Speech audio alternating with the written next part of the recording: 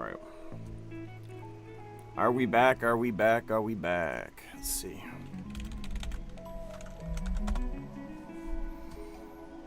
I am still just refreshing stuff while you do your thing. Yeah, no problem. We're live right now. Hey guys, we're back. Sorry about that. Looks like all I needed was to turn it off and turn it back on again, straight up. You know, great way to start Super Jam, but Saturday. All right. Vomit horse. Yep. And you said your YouTube was. I think it's Techno Tenor. Let me check. Yeah, Techno Tenor 0487. 0487. Okay. Yeah, 0487. Gotcha. I see you. Okay. Yeah, it's it's Giratina's Pokédex entry. Giratina. Oh, that's why. Okay. Yeah. We're back, guys. Welcome to the Jam. We had a little bit of a technical issue. I had to just turn off and turn back on the computer. That's all it was. You know it. Yeah, that's all I had to do. Anyways, we're here. My name is James Brown Jr., voice actor for Roa Kassidy and Yu-Gi-Oh! 7s. Here with another voice actor and duelist who just got second place at the Shadow Duelist event for Master Duel. I believe it's called the Shadow Duelist event, right? It was like the Shadow Duelist Master Duel tournament. yeah. That was pretty I've awesome. changed the name of it so many times that like it hurts. So we're just gonna jump right. We're just yapping right now until the ban list comes out, and then we're gonna discuss the ban list chat and see where it goes from there. While we give our friend here some spotlight. So I've known Techno way before any of this because Voice Acting Alliance. I think that's where we did voiceover stuff for fun, right? No, we met on the 104th Voice Squad during like the AOT fan dub days. Yeah. So and then like when AOS hit, we did that for a while, and then we did like fan projects on like Tumblr and stuff. Yeah. Well, the 104th was from so you came after that. So a lot most of the original people that are still on, that still talk, from that group, we started on Voice Acting Alliance because I think the idea was we're gonna make like a fan dub or something, and then it ended up becoming Attack on Space. I'm assuming you jumped on after that initial group was made. And I joined on during the fan dub. I was gonna be like extra voices and stuff, and then when Attack on Space started, the voice actor for Berthold left, and that's when I auditioned. Ah, okay, cool. My God, that was so long ago. It's still up on YouTube, by the way. It still gets a lot of views. I think the last time I checked, it had some recent comments too. People still love that stuff. No, it's kind of crazy. Well, I mean, it's still Attack on Titan, like fan works. That's a really big show. It did a lot, and and I think a lot of people really want. Honestly.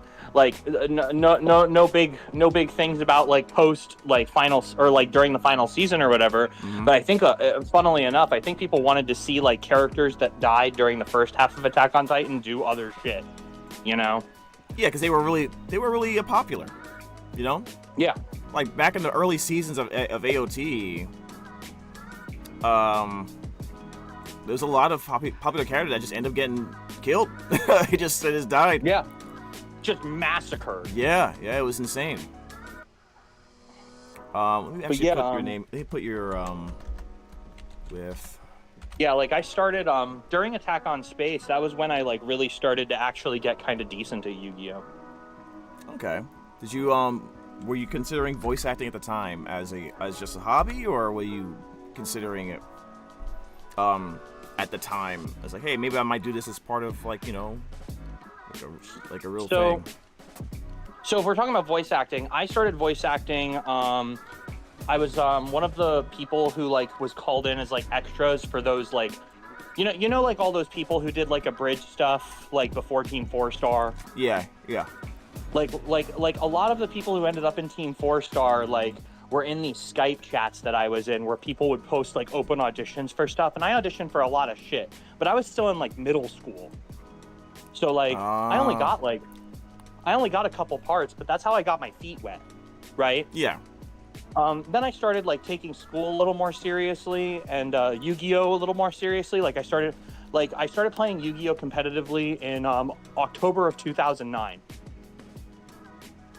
So like I played a lot of I played like late and post Edison format, like before I started going to like local tournaments and stuff. Yeah. And that's when I stopped taking like these abridged series and weird fan dubs seriously until I became a Homestuck. Like when I became a Homestuck, like things became like different. Like all of a sudden I just really wanted to try. And it was just because like there was so much fan content for that. Yeah, right. Like there was just so much fan content for Homestuck then. And like you know the audio play community, a bunch of people make their audio plays, announce them, open auditions, and then like 1/100th of them actually start episode 1. Oh yeah, dude, that was crazy. Yeah.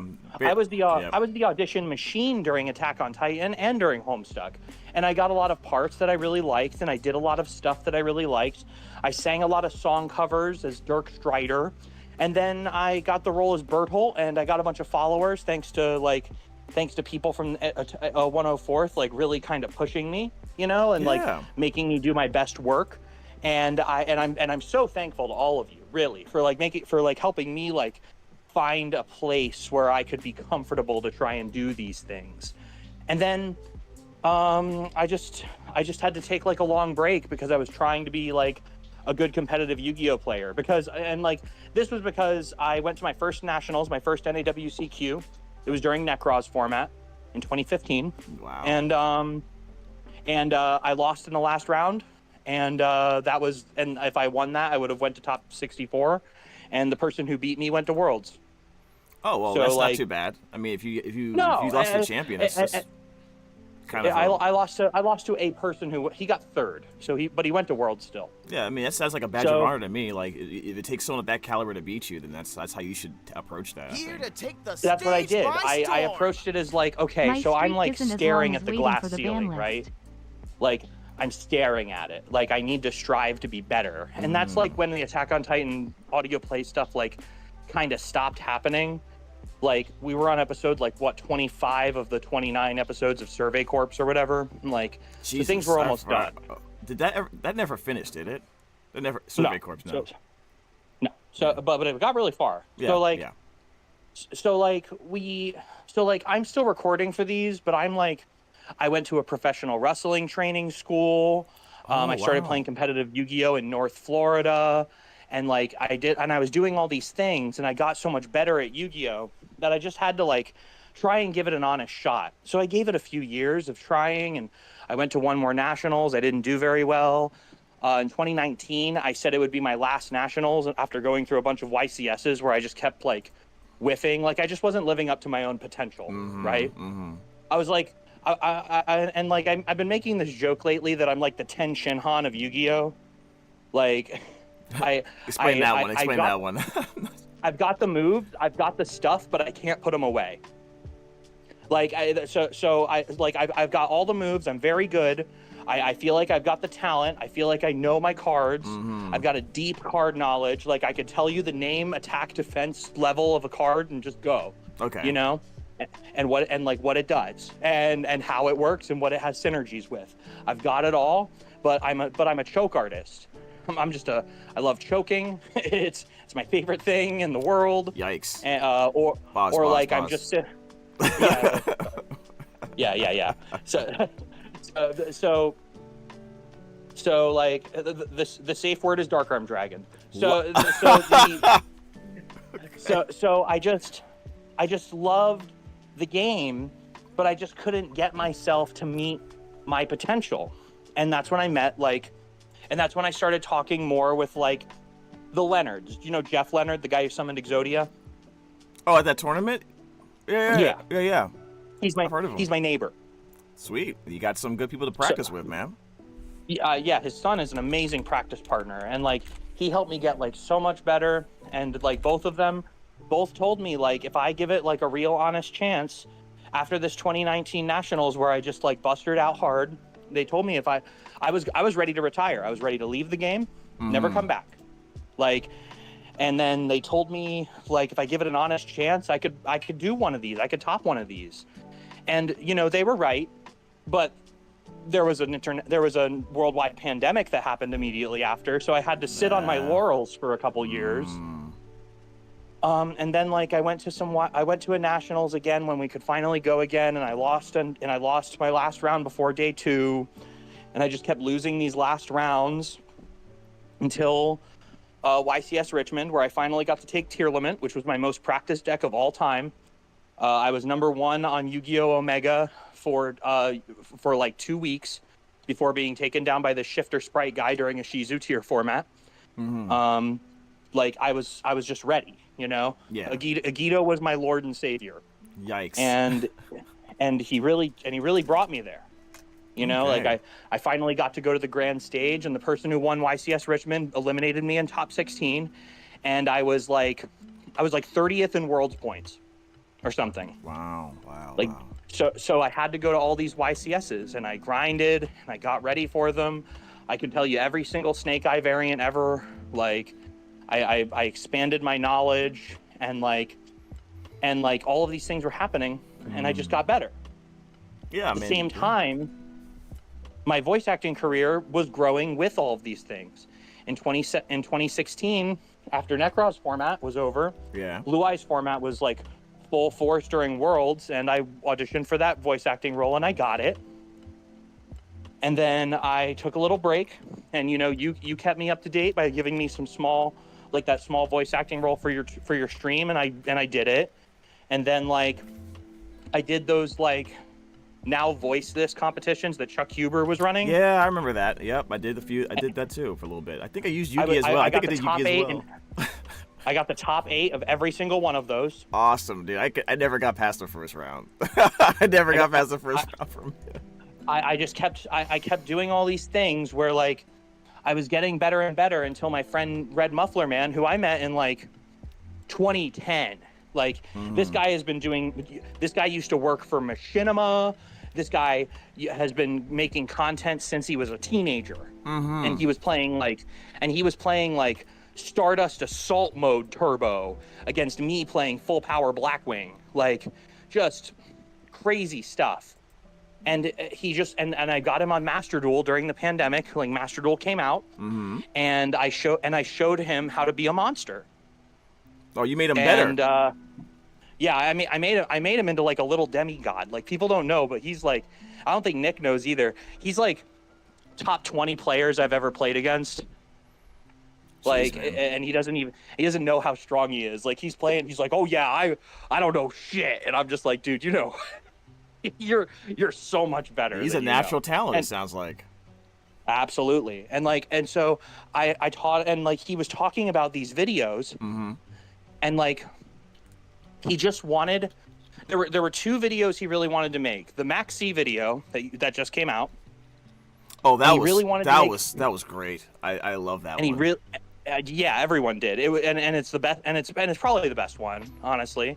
And the Tier Limit video, because he wanted to show people that, like, you could make a joke of the absurdity of current Yu-Gi-Oh! Like, current Yu-Gi-Oh! Is just as absurd as, like, Giant Soldier of Stone stabbing the moon. You know? Yeah, it's just as absurd as the anime, the original anime.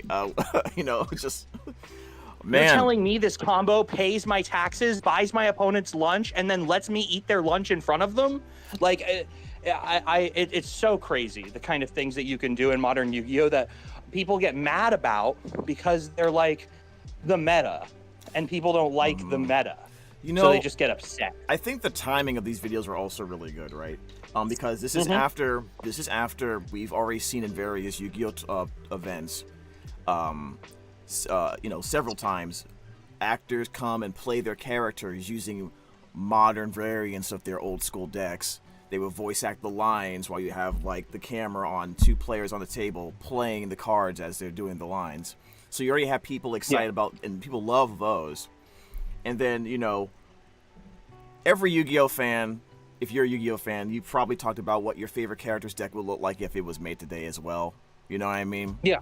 And I think that, and the fact I think a lot of people, myself included, we do want a mod. I personally want a return of either like a not like what's called a redone version of Yu-Gi-Oh! Duel Monsters, or some type of Yu-Gi-Oh! Animated special or a movie where they bring them back again and they have to use these modern mechanics in order to like defeat some crazy threat. I would love to see something like that. Yeah. This is obviously more on the comedic side, but I think what makes the Joey and the Weevil one really good in comparison to the Yugi and Kaiba one, because not the Yugi and Kaiba one, the Joey versus Kaiba video, right? So that one was the Tiramisu one was just straight comedy, right? It was hilarious. You know, we get it, like, you know, the absurdity of everything, what's going on. That was great. Yeah. For the second one, the Joey versus Weevil one. Well, that's the third one. That's the third one. There's a Yugi Kaiba one where Yugi summons Exodia with the help of Grandpa Jeff Leonard.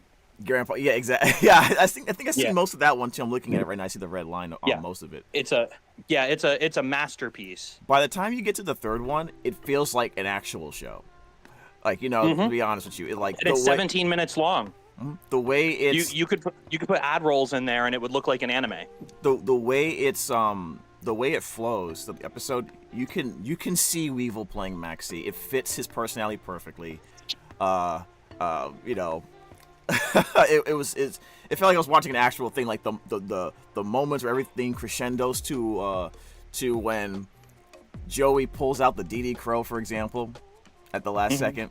That was crazy, and it still felt like it was still a Joey duel. It felt like it still was a Joey deck, even though he was playing a lot of new stuff. There's a lot of hints. There's a lot of hints that on a lot of the things that are happening. So like, I designed the Trap Tricks combo, and then I helped Nick with the design of Joey Wheeler's hand for going second. And I know that, and he said that he wanted a hand trap, and I told him that DD Crow is a common in the current OTS pack, and that means that Yugi would have it in his tins of bulk. That's why when Yugi pulled out the tins to help fix Joey's deck, he gave Joey a bunch of easy to pull rarity collection board breakers, and like common crows and like stuff like and kaijus, because that's what you hand your friend when you have no idea how to fix his pile of cards. That's really good. That's really good. Wow. I didn't realize that. Yeah, because like Dark Rulers, I literally thought of what's in my bulk, because I bring this big Pokemon Elite trainer box of cards to locals every week, and if people need staples, I just hand them to them for the day. I have like 9 Lightning Storms in there, you know, like I have 3 Harpies Feather Duster. I don't need 3 Harpies Feather Duster. I've got kaijus. I've got crows. I've got like evenly matched. So like we walk and I have like French Dark Ruler No Mores that I don't know how I got them. You know, like from France, obviously. I mean, yeah, I guess.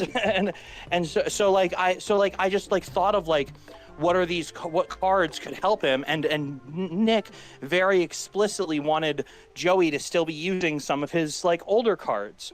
So Flame Swordsman is there, like Instant Fusion is there, because everyone's got Instant Fusion, you know? Yeah.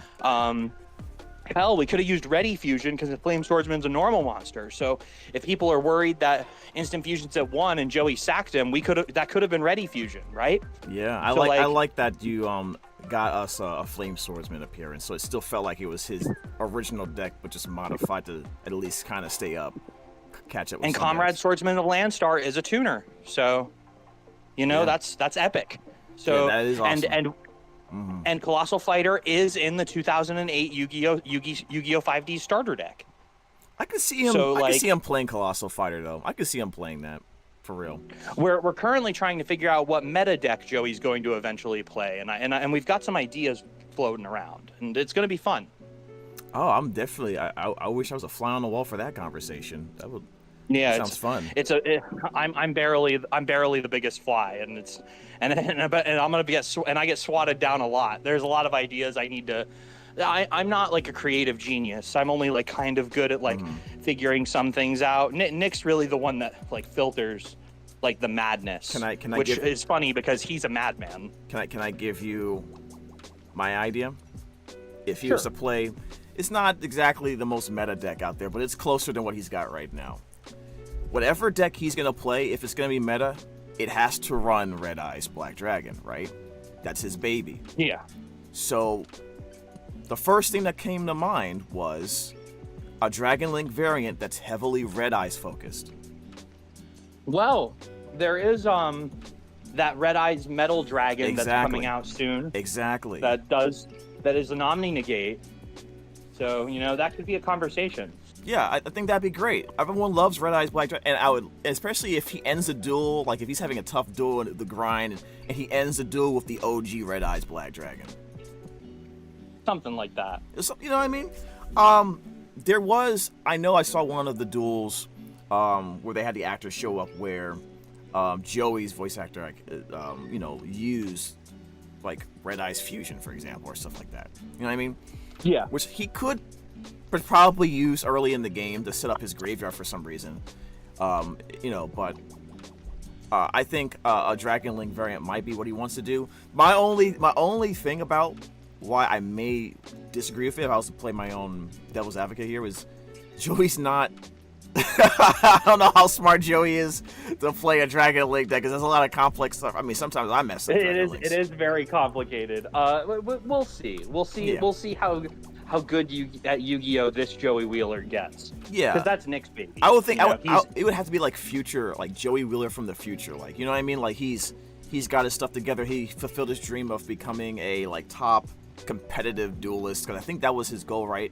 I think he mentioned it in Dark Side Dimensions, what he wanted to do with his life. Yeah. So I can see something like that happening for him. Let's see here. So yeah, the Kaiba video, the Tearlament video, came out the same weekend I topped YCS Richmond. Yeah, I have it up on my screen right now. Actually, I'm looking at a list of some of the stuff you did with Red Muffler Man. Actually, yeah, the video came out, so it was nice to like be going through the rounds and kind of talk about it and be playing Tearlament while people are like watching the video. Like I was at a regional the next weekend and somebody was watching the video, a quote from the video on TikTok, and I turned around and I just started saying it with it, and they were like, "Is that you?" and so I got a little laugh, and there was someone who came up to me and they were like, "I liked your feature match, and are you that guy in that video?" And I was like, "Yes." So it was really humbling, like to be able to talk about something that like I really put my all into.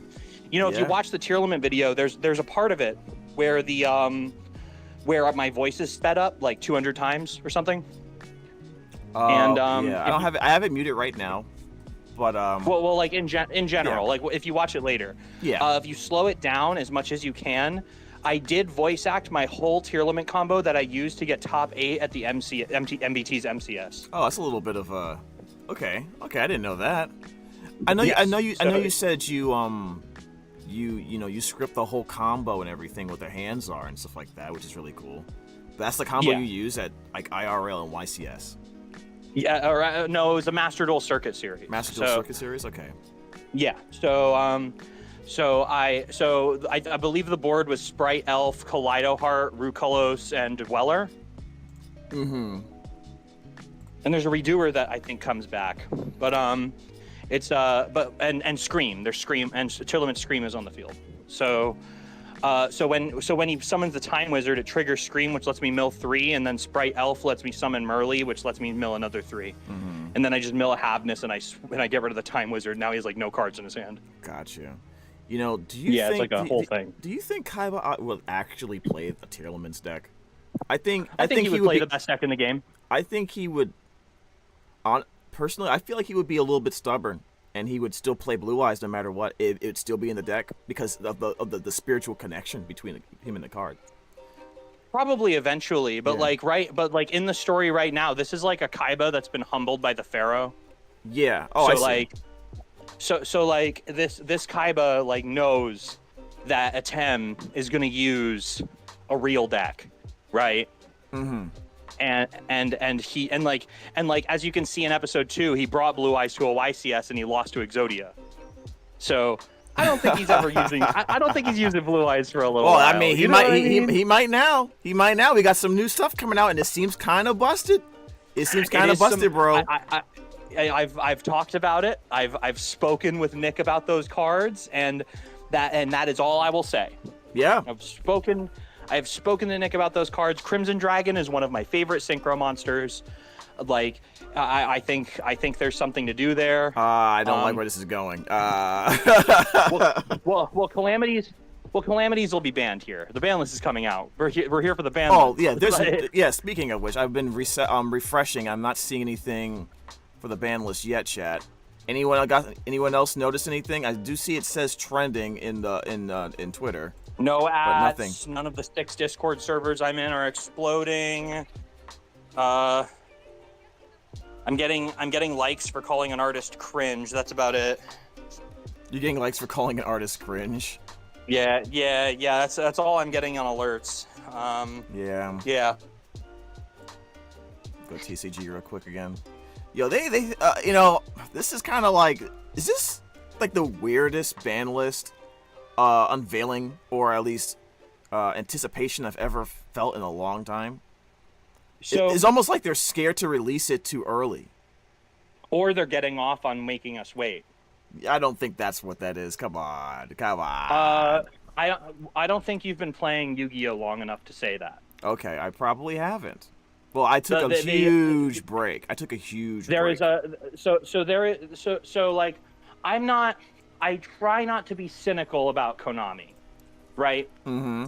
Or else I'd be here and just going horse vomit emoji, Komani, spit, right? Like, okay. I would just start making noises and just being, but like, I know for a fact, beyond reasonable doubt, that the forbidden and limited list for the Yu-Gi-Oh trading card game in the States and in Europe, in the TCG, is a funnel and a mechanism in which they can maximize their profits. But we all know that. Like, we all know that. That's why certain cards that should be banned or limited, or like they don't do it. Yep. There's too much money to be made. I mean, that's just they'll business. never hit a card that's in a new set because it will affect their bottom line unless there is such an intense public outrage, and even then they would only semi-limit it. An example is Necros of Brionac in 2015. And that's why Branded Fusion isn't at 1 yet in the TCG either. It's a Branded Fusion is still at 3 because it is still an option for players, and they can still sell a tin with Guiding Quem in it and make money. Yeah. Also, I do think the anime and the design and lore they put behind the cards. The chance they could make an Albaz animation. They were probably thinking of that when you see the character. So I come from an animation background a little bit. When you see the character designs and what they were cooking with the art book that they released in Japan, and what they were and how they were designing everything, they do this for a lot of their cards, all their cards really.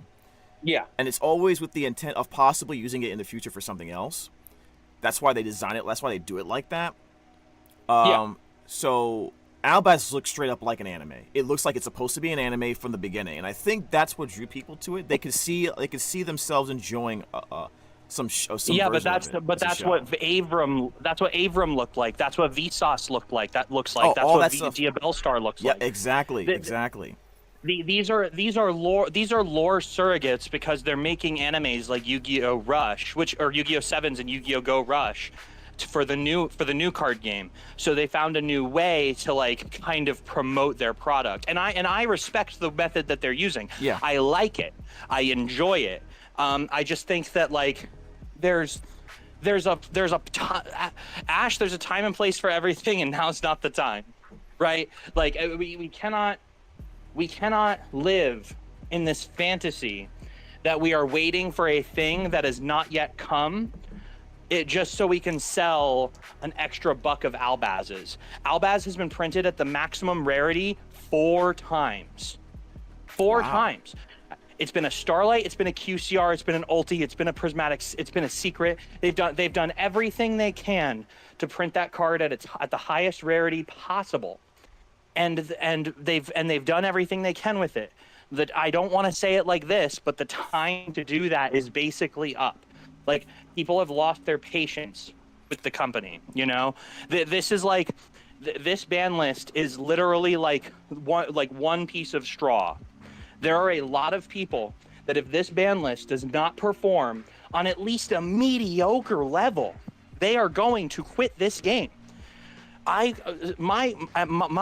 Master Duel Shadow Duelist Championship prize winnings were a Steam Deck, 2 plushies, and a backpack, right?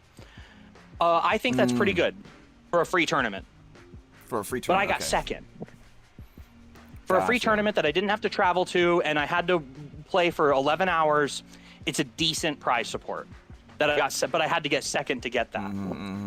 So there's a lot of people who are disincentivized because even if they get top 8, like even if I won my match against Joey in top 16 of YCS Richmond, I probably would have lost my next match because I believe my next opponent was like Chris LeBlanc or something. So I would have gotten owned and walked away with an extra like couple packs and then a Nintendo Switch.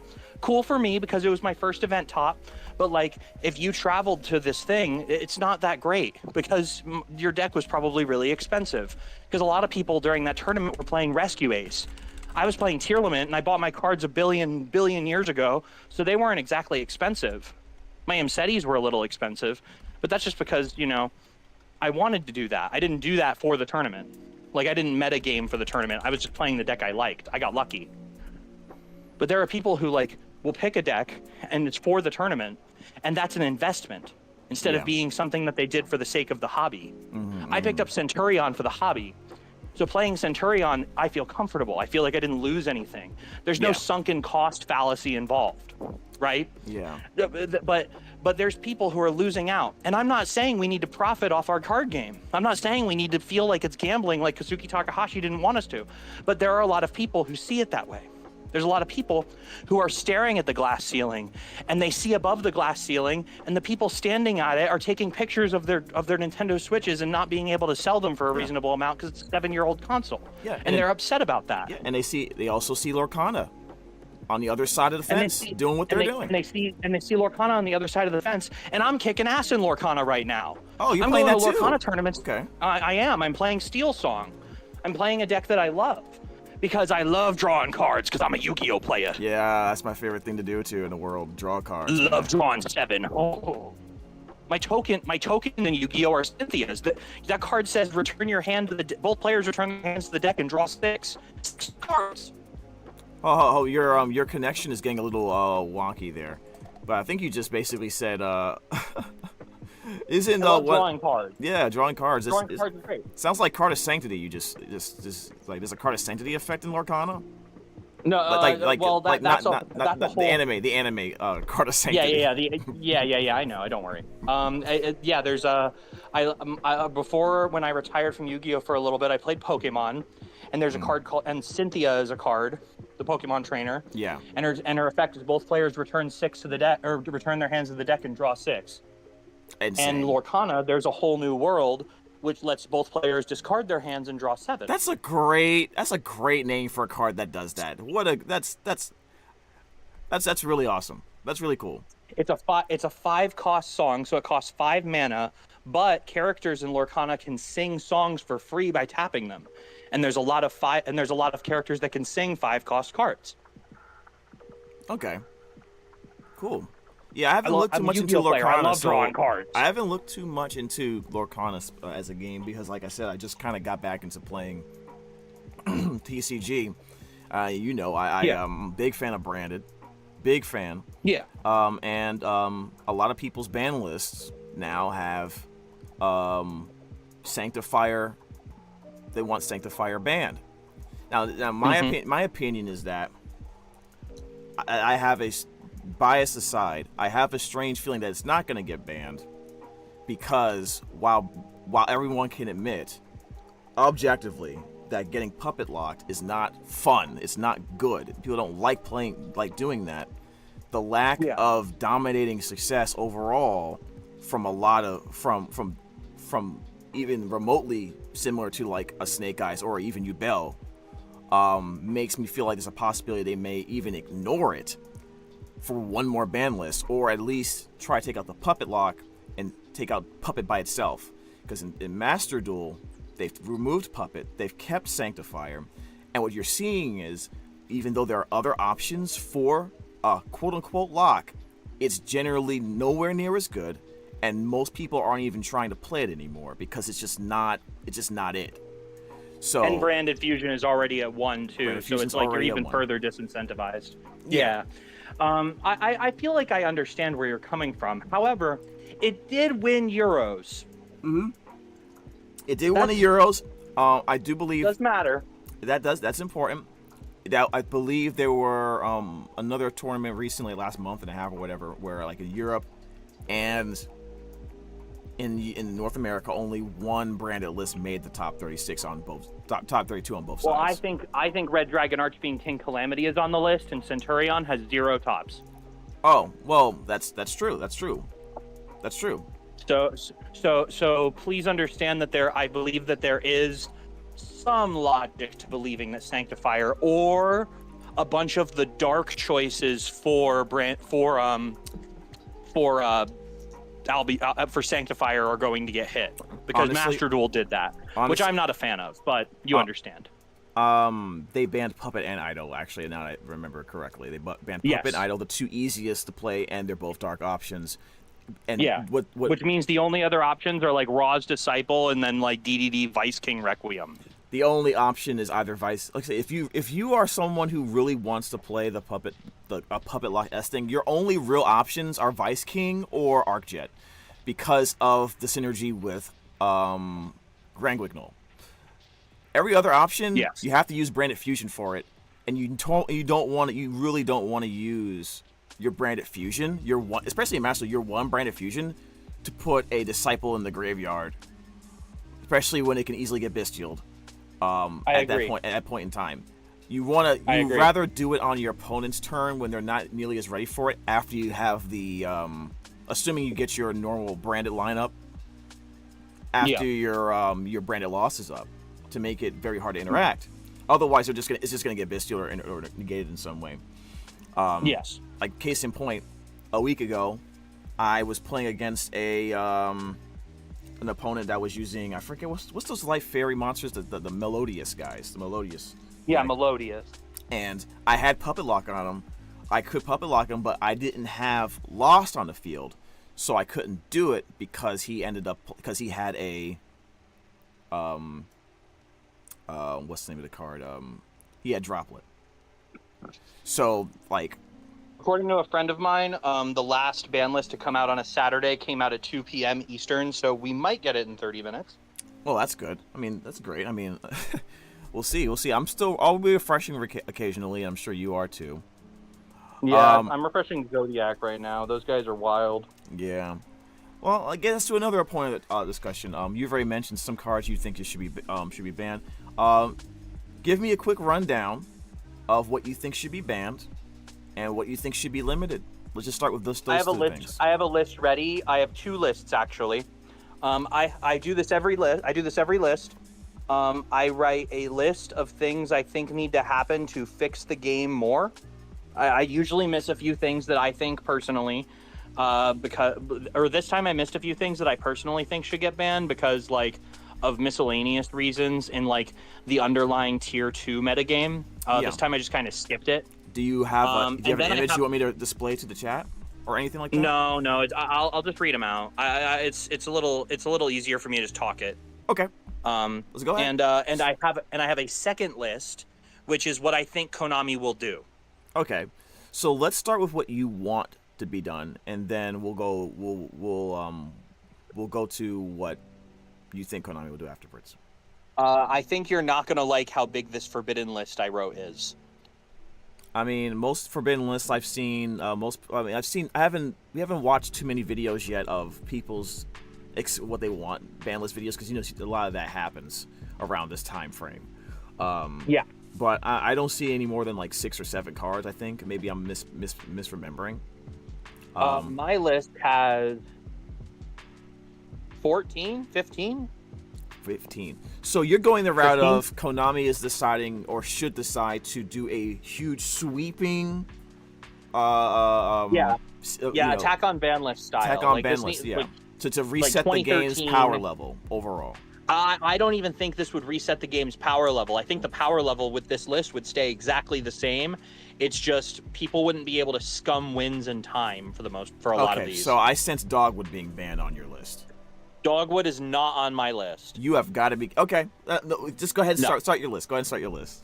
All right, I want to ban Terraforming, Skill Drain, There Can Be Only One, Anti-Spell Fragrance, Gozen Match, Rivalry of the Warlords, Original Sinful Spoils, Snake Eye, or Snake Eye Flamberge, Promethean Princess, Appaloosa, Spirit of Yubel, or Phantom of Yubel, Albion the Sanctifier Dragon, Moon of the Closed Heaven, Dimension Shifter, and Red Dragon Archfiend, King Calamity, and Beatrice.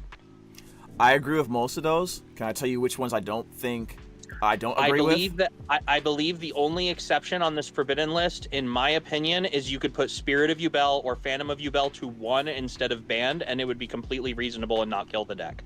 Got you. Okay. So that's what I was going to go with for the as well. I do think Spirit of Yubel deck is too new, but I do think being able to do it, bring out Phantom of Yubel multiple times in a single combo is really ridiculous.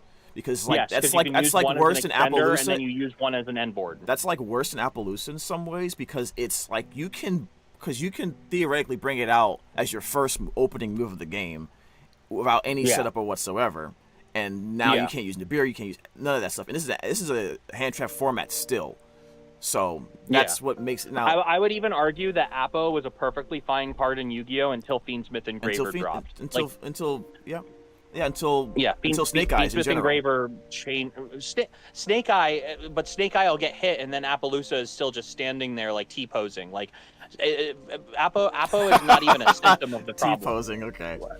The engraver in correlation with other things has now made Appo extremely overwhelming. Like, you have to not use imperm to stop your opponent's combo so you can use it on your opponent's end board. That's absurd.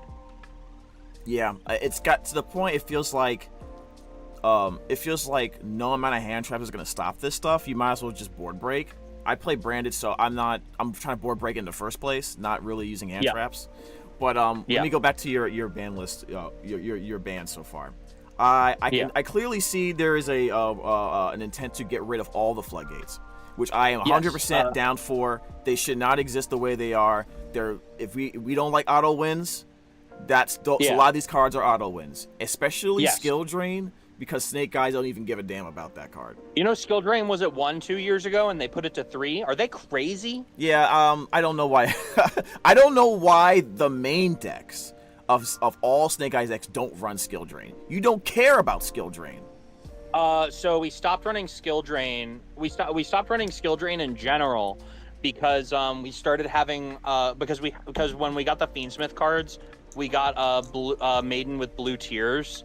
So now we can put that in our graveyard with Beatrice. Yeah. And then when we Lacrima Burn, we're allowed to set D barrier from the deck, and like Eradicator from the deck, and like and I haven't even put Eradicator Epidemic Virus on here. I think that card's got to go. Like there are some cards that are just blowouts for no reason. Those cards went to 1 for a reason. What are they doing here? Yeah. Well, I think because what I would say for you is, Sinful Spoils. You said or Flamberge, right? Or and. So okay. You could do both. I would say people don't want to ban original because they want to be able to play Rescue Ace and like Infernoid, and I'm like okay. And whatever. That's why I would push back on the Promethean Princess. As much as I don't like the card, I think 1 is fine, because I would like to see some other non-Snake Eye Fire decks still have access to that. Now, I think Flamberge out of the two is going to be the one that gets banned between those two, Original Sinful and that. And the reason is because Bellstar as a theme is something that they want to promote. Clearly, they want to promote it in the anime, and I think they got cards coming out soon that they want to synergize with the Sinful stuff. So you don't worry. We'll get the Flamberge soon. It's in my other list too. Yeah. But you mentioned one other, so it sounded like you were like a little. You were 50-50. This is the list I want. Yeah. No. Yeah. This is what if Konami walked me into a dark room where I couldn't hear anybody and told me to write cards on the board and where they should be. This is what I would come up with while like on 3 hours of sleep and drinking a Red Bull. By the way, I call Flamberge Dragon Flambougie because it comes through with the S curve. You know how they draw sexy female characters, they give them the S curve. Yeah, they give them the correct body posture. Yeah, my dragon is bad and bougie. That's what I say basically. My dragon's bad, bougie, and puts you in the spell trap. Yeah. What you doing now? Yeah, it's really annoying. It really does. All right, so for the limited list, I put Wanted, Seeker of Sinful Spoils. Before you do that, one last thing. Obviously, I don't think Sanctifier should be there, but I get why it's in there. Go ahead. Yeah.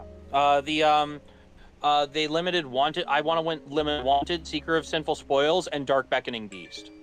Wow. So explain Dark Beckoning Beast. So like, there's this idea that like, that if you hit DBB or Opening of the Spirit Gates, probably also Opening of the Spirit Gates. DDB is can you for Dark Beckoning Beast. Okay. If you hit DBB and Opening of the Spirit Gates, you have met Konami's prerequisite for hitting Yubel. Because those cards came out like 3 years ago. So okay. If you hit those cards, the deck becomes significantly less consistent, and its starters become like kind of a mishmash. The other card that I considered for the Forbidden List instead of like Yubel or Spirit or Phantom is Unchained Soul of Yama, because it's like 2 years old. No one's playing Unchained. Like, they could probably hit it. Link 2s are usually bad for the game. There's a lot of ways that we could like talk that one out, but like I just don't think that that's worth it to kill Unchained and listen to all these people who like Unchained for some reason bitch about it. I just think it's stupid. On that note, I think you said you wanted to ban Spirit of Yubel and Phantom of Yubel or Phantom of Yubel. I think my list would have both of them at 1 I think that's fair. Both of them at 1. Because it's still splashable. It still makes Yubel because the idea behind Yubel when they made this thing was, look, we are in the process of making our decks more thematic to what fan favorite characters are. That's what made Duel Links successful. Like every set from here has had like a bunch of good fan favorite cards. Yeah, exactly. And so to kill it, because banning it would kill Yubel. Banning those 2 cards would kill Yubel straight up. There would be no reason to play it ever if those cards don't exist. That's just, I think that's a little bit too far. Nightmare Pain and Squirmer don't do enough. Yeah. I think that's a little bit too far. And it's not easy to recycle Phantom of Yubel outside of their in-engine stuff. So it's not nearly as splashable as Snake Eyes is. I think the only other deck I know that can probably do it. Actually, no, not even Brandon can do it, because they have to it still can't, you can't even use Lubellion or Red Albion to do it, because it still counts as a fusion stuff. You can't fuse with it. You have to figure out a way to put it back in your deck. Oh yeah, actually. Yeah, you'd basically have to find ways to throw more cards in the grave to do it. I understand. In the regular branded deck, for example, because I'm running branded Yubel now. I got the cards recently. The only way to recycle the branded Yubel cards outside of its own engine, I mean not the branded Yubel, the Phantom, is the counter trap. Branded Retribution. It's only with Retribution, and I see. That's not the worst thing to do. It's actually not even that big of a deal, But typically, you know what? Unless they're running a unless they're running kit, most likely in a high spirits package, they're not doing that, and they're not doing it on the first turn. Maybe the second or third, if they're really focused on doing it. That's also my list, by the way. There's a whole like thing I said where I'm like, I don't really give a shit about whatever would help balance the game beyond that. Maybe put like Runic Fountain to 1. It's not at 1. Oh, it's 1 in Master Duel. Yeah, it's 1 in Master Duel. It's a 2. It's a 2 in TCG. I would be down with Fountain at 1. That's fair. Because I hit all those floodgates not because they're good in like a lot of like meta decks, but because they're good in Runic. Like that was really the straw that broke the camel's back. Runic stun. It's like a double header, you know. Like I'm cutting off as many Hydra heads as I possibly can. Okay. Okay. So going back to your limited list. That's my wish list. That's my whole wish list. Oh wait. So can you please reiterate the limited cards again? The limited cards are Wanted, Dark Beckoning Beast, and Runic Fountain. Oh, only those 3. Okay. Yep. So no Poplar to 1, no Ash. You're fine with them being at where they're at, 3 and 3. If you ban Flameburge and or Original, that deck does nothing. Yeah, because the recursion is really the annoying part, right? They can have their board, but when you break it and it seems like you did nothing the next turn to it, that's the problem, I think, personally. If I can't Flameburge place IP in my spell trap zone, what the hell am I doing? You could Flameburge play Formula Synchro. No, I can't though. Flameburge is banned. Oh, I'm sorry. I mean, yeah, if Flameburge is banned, yes, right. Okay. Yeah, and if I don't ban Flamberge, how do I get to Flamberge if they're ashing my Oak because they know that I can't set Original with Diabell Star? How am I getting to Flamberge? Yeah, I think how do I even get that far? I think Flamberge is gonna get the hit. If it doesn't get the hit, I'm gonna be shocked. I'm just even saying, like in the vacuum universe where I'm right and they're banning Original over Flamberge, yeah, it's still bad. It's still a nightmare. You lose 9 good cards in your deck because your Diabell Stars don't set Original. That's a nightmare. It makes Diabell Star worse until October when you're playing Azamina. Well, you play Azamina, but you still can't set Original. No, you're right. You're right. So you can't original into Azamina engine. No. You use Witch in Azamina exclusively instead of using it with Snake Eye. Yeah, exactly. That's what I'm saying. I think they would rather have it do that than go into than play Snake Eye and Azamina and Fiendsmith. Mm-hmm. Like that just sounds like a pile. You know what I mean? Mm-hmm. Likely, most, and this is probably on your what you think Konami's going to do, but I personally I see Flamberge going to 1. Well, Flamberge has already played at 1. Yeah, that's why so it would effectively do nothing. No, here's my Konami list. You're not going to like this very much. I don't what. All right. Well, to be fair, before you continue, your list that you already shown so far, for the most part, I'm fine with. I just don't think. What did I say? They're not hitting the Yubel cards as hard as they probably will, or as hard as they probably should. And they're not hitting it as hard as I think they will, at least. Yeah, I think Promethean Princess is going to survive at 1. But go ahead. Okay, so here's the list I think Konami will do. Okay. They're going to ban Flamberge and Beatrice. Oh, yeah, Beatrice, absolutely, and Flamberge. I would love that.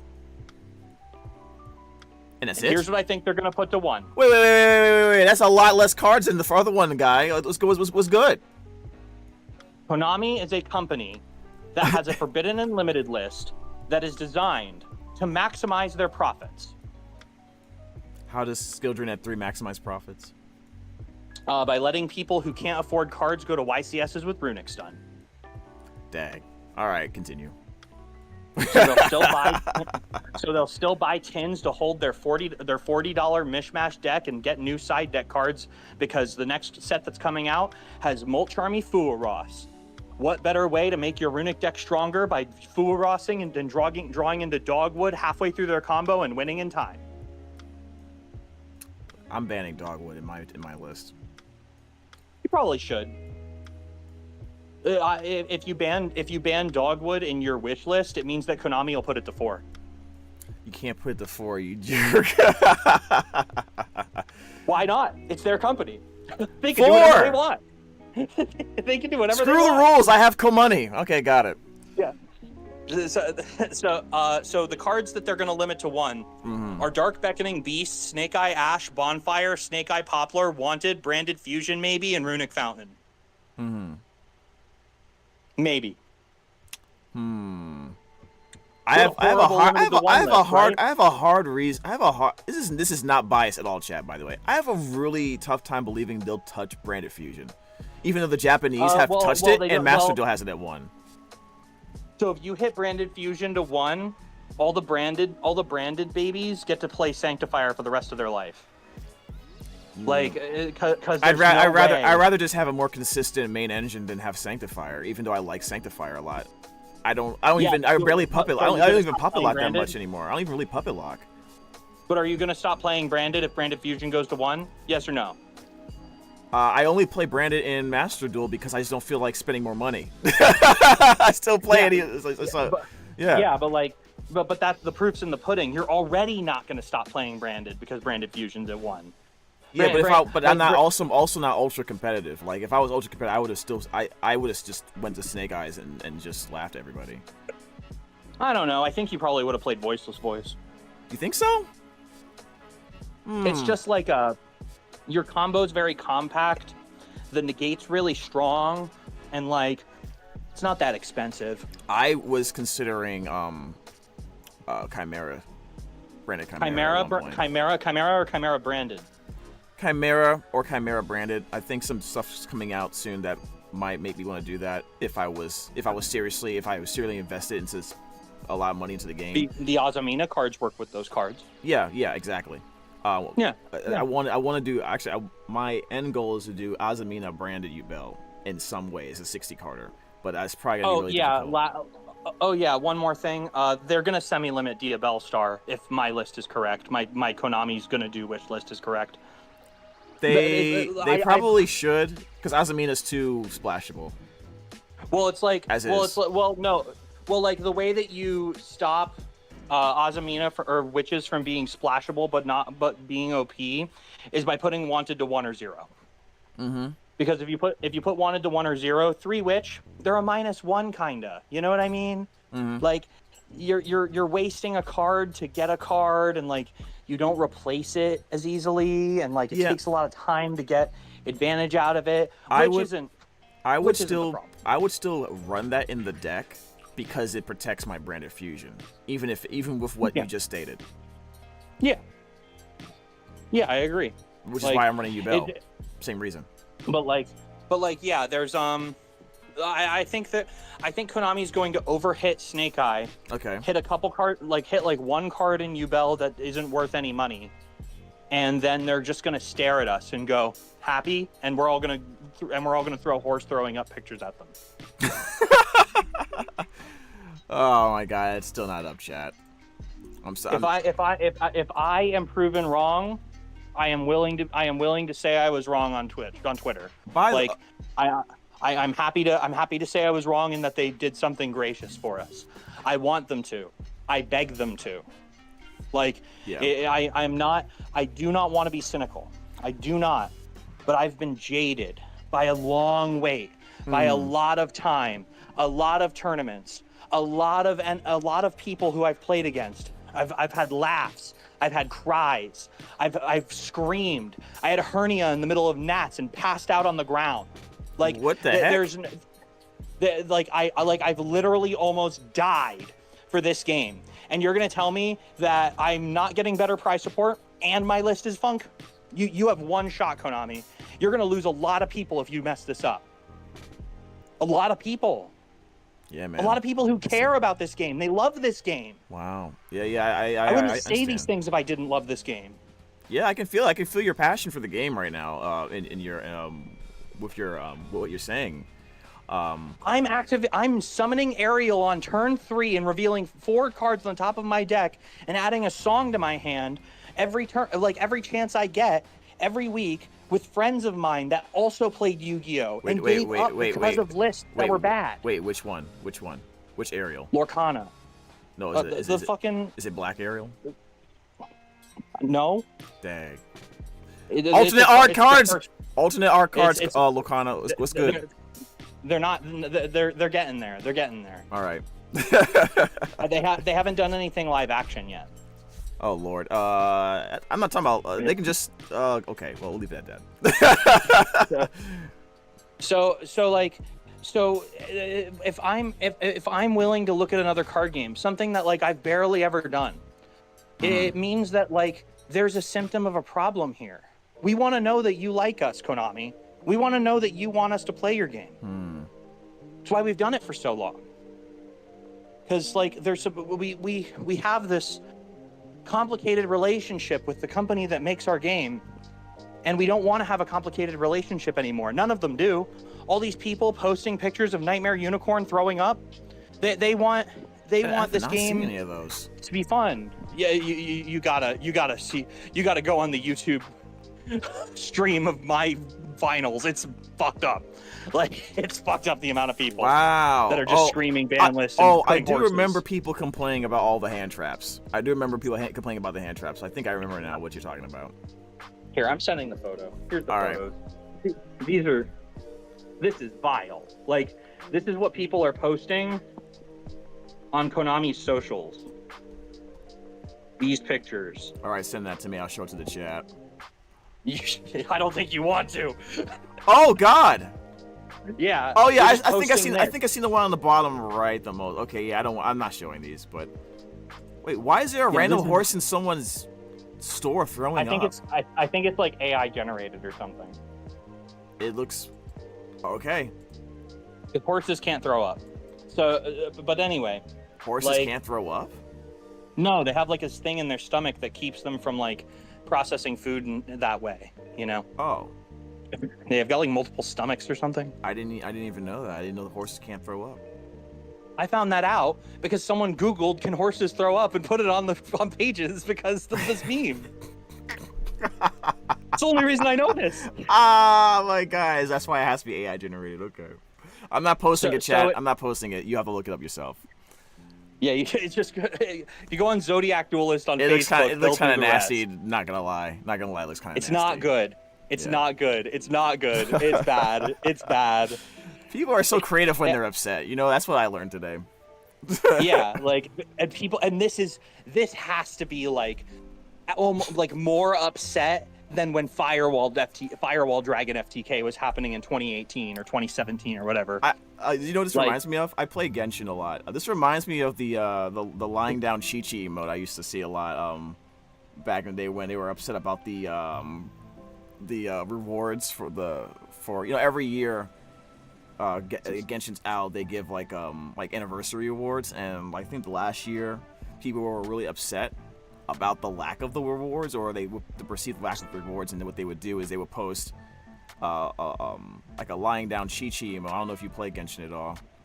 A little, yeah, I've seen Chi-Chi. Yeah, it's like a really funny looking chibi version of Chi-Chi, just like lying down, like almost seems like she gave up on life kind of feel. And they were spamming that in the community, and eventually I think at some places it got banned. You know, Reddit with their trigger fingers, they probably banned it too. But yeah, that's what it feels like to me. Like the community's in the uproar right now. We'll see how they react to it.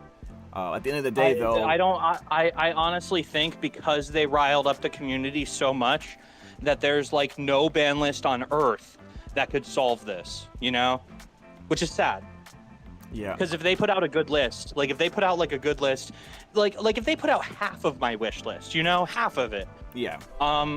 Then like I would say that's a W. You know, that's a step in the right direction, because this is the first time Konami has like communicated with us when the list is coming. They just made it bad faith by waiting until my tournament to announce that it's going to be the very last day of August after saying it was going to be late August. They should have just opened up with saying it was the last day of August. Yeah, well, that means they didn't know. Or either they didn't know, or somebody requested more time to evaluate things. That's probably what it means internally. But we've had enough time to evaluate things. We had all the nationals. Well, you can say you can say that, but I'm just saying it's more than just that for a company that's probably got to deal with not only, that's Japanese, that's also communicating with their American side, their national side. So I'm not trying to give them any like leeway or anything here, but usually when it comes to those things, it takes longer than it takes longer. I am like inclined to agree with you if I didn't know who made the ban list. Yeah. Okay. Well, let's go. It's an American man. It's okay. Gotcha. Well, you know what? Let's It is an American man. Now, let's go back to your what you think Konami's ban list is going to be. I don't remember hearing you say shifter. Did you say shifter? Oh man. Oh yeah. Someone did tell me that I didn't write shifter. So I want shifter to be banned, but I do not think shifter is going to be banned. I think shifter has to be banned. I don't think there is a universe where they ban shifter. And I think Sangan summoning needs to be banned too. I'm not banned, restricted to one. Probably. I think Tenpai is an amazing deck. I think it is too. It does not feel to get OTK'd after you. No matter. Sometimes it feels like no matter what you do, you're getting OTK'd. I'll say that. You're an ME kid, so you probably don't keep up with like the news of new releases and stuff. Yeah. But they did just announce a new deck called Malice. No, I've heard of Malice. Yep. Okay, have you heard that every single one of the cards in that deck triggers when banished? Yes, I did. That's why I think shifter needs to go. I think that was the last straw for me when I heard about it a few weeks ago. And you know you're probably right, but would they? I really think they should do. If they put it to 1, I would be happy. Although people would get pissed off of that random sack lose game. Because then you're getting sacked. Yeah. I will say though. Here's the deal. I will say before you begin. I will say though. I've been shifted multiple times in a tournament once, and not one time has it affected me, but only because I play branded. Yeah, you can kind of like Lubellion around it. Yeah, I can Lubellion around exactly. So you already know. Yep. Yeah. Actually, your mirror J doesn't work. Random question for you. Yeah, that pissed me off. Because I I was playing against somebody for fun. They wanted to practice their Tenpai deck because they're not used to it yet, and they wanted to practice against me. You up. And I was like, they did their board. I mean, they played a shifter. Like, this is our practice game, and I'm like, okay, whatever, Now, I still play Dragoon. I find that it's great when I get shifted against Tenpai because a lot of their stuff can't target it. They can't destroy it, which a lot of their board breakers are destruction. They would need Droplet or something like that to beat it. From what I've seen, if they can like chain block, if they can chain block a Trident Dragion, they can kill it. Yeah. Okay. Well. Okay. Yeah, tell me. Like if Trident Dragion destroys the Sangan summoning, it gains 3,000. Like if they can get the gain to happen, the Trident Dragion becomes a 6k beater. And I was gonna say, because of those the protection it has, my negates only for the field spell. Basically, yeah. Because of that reason, because then it becomes 4k, and then they don't have anything big enough to get over that. Most cases. Yeah, they have to make something stupid to be able to get over. Exactly. Beater. Yeah, and I agree. Now I'm looking. I don't recall in their extra deck if they have non-targeting stuff in there that they can synchro into. I don't recall. Non-targeting removal that's not destruction. Yeah. Off the top of my head, I can't think of anything because the only destruction I think of is like Black Rose, and that doesn't work. Not the black. The other back the one. I think that one bounces, right? But is that targeting? It targets. Moonlight. It targets. Yeah, Moonlight. Yeah. Which is why I still run it because I use it against I used it against Rhys recently. That was pretty good. But mostly I'm keeping it as a card against Tenpai as well as a shifter strategy. So if I get shifted, I'm going into that card instead of a Mirror Jade. So I just want to know what your thoughts are on that. It sounds like you're pretty happy with you're pretty good with that. I don't know. I just like I just don't think that they're gonna hit Shifter, man. Like it's just. Yeah. I hope. I don't see I a hope universe they do. where they do. I hope. I hope they do too. Okay. I as love long as you combo. both... I'm a combo deck player. I love playing Yu-Gi-Oh. Like the man. part of Yu-Gi-Oh where you're playing Yu-Gi-Oh, I love. I have so much dude. fun doing it. I think a lot of people would agree with you.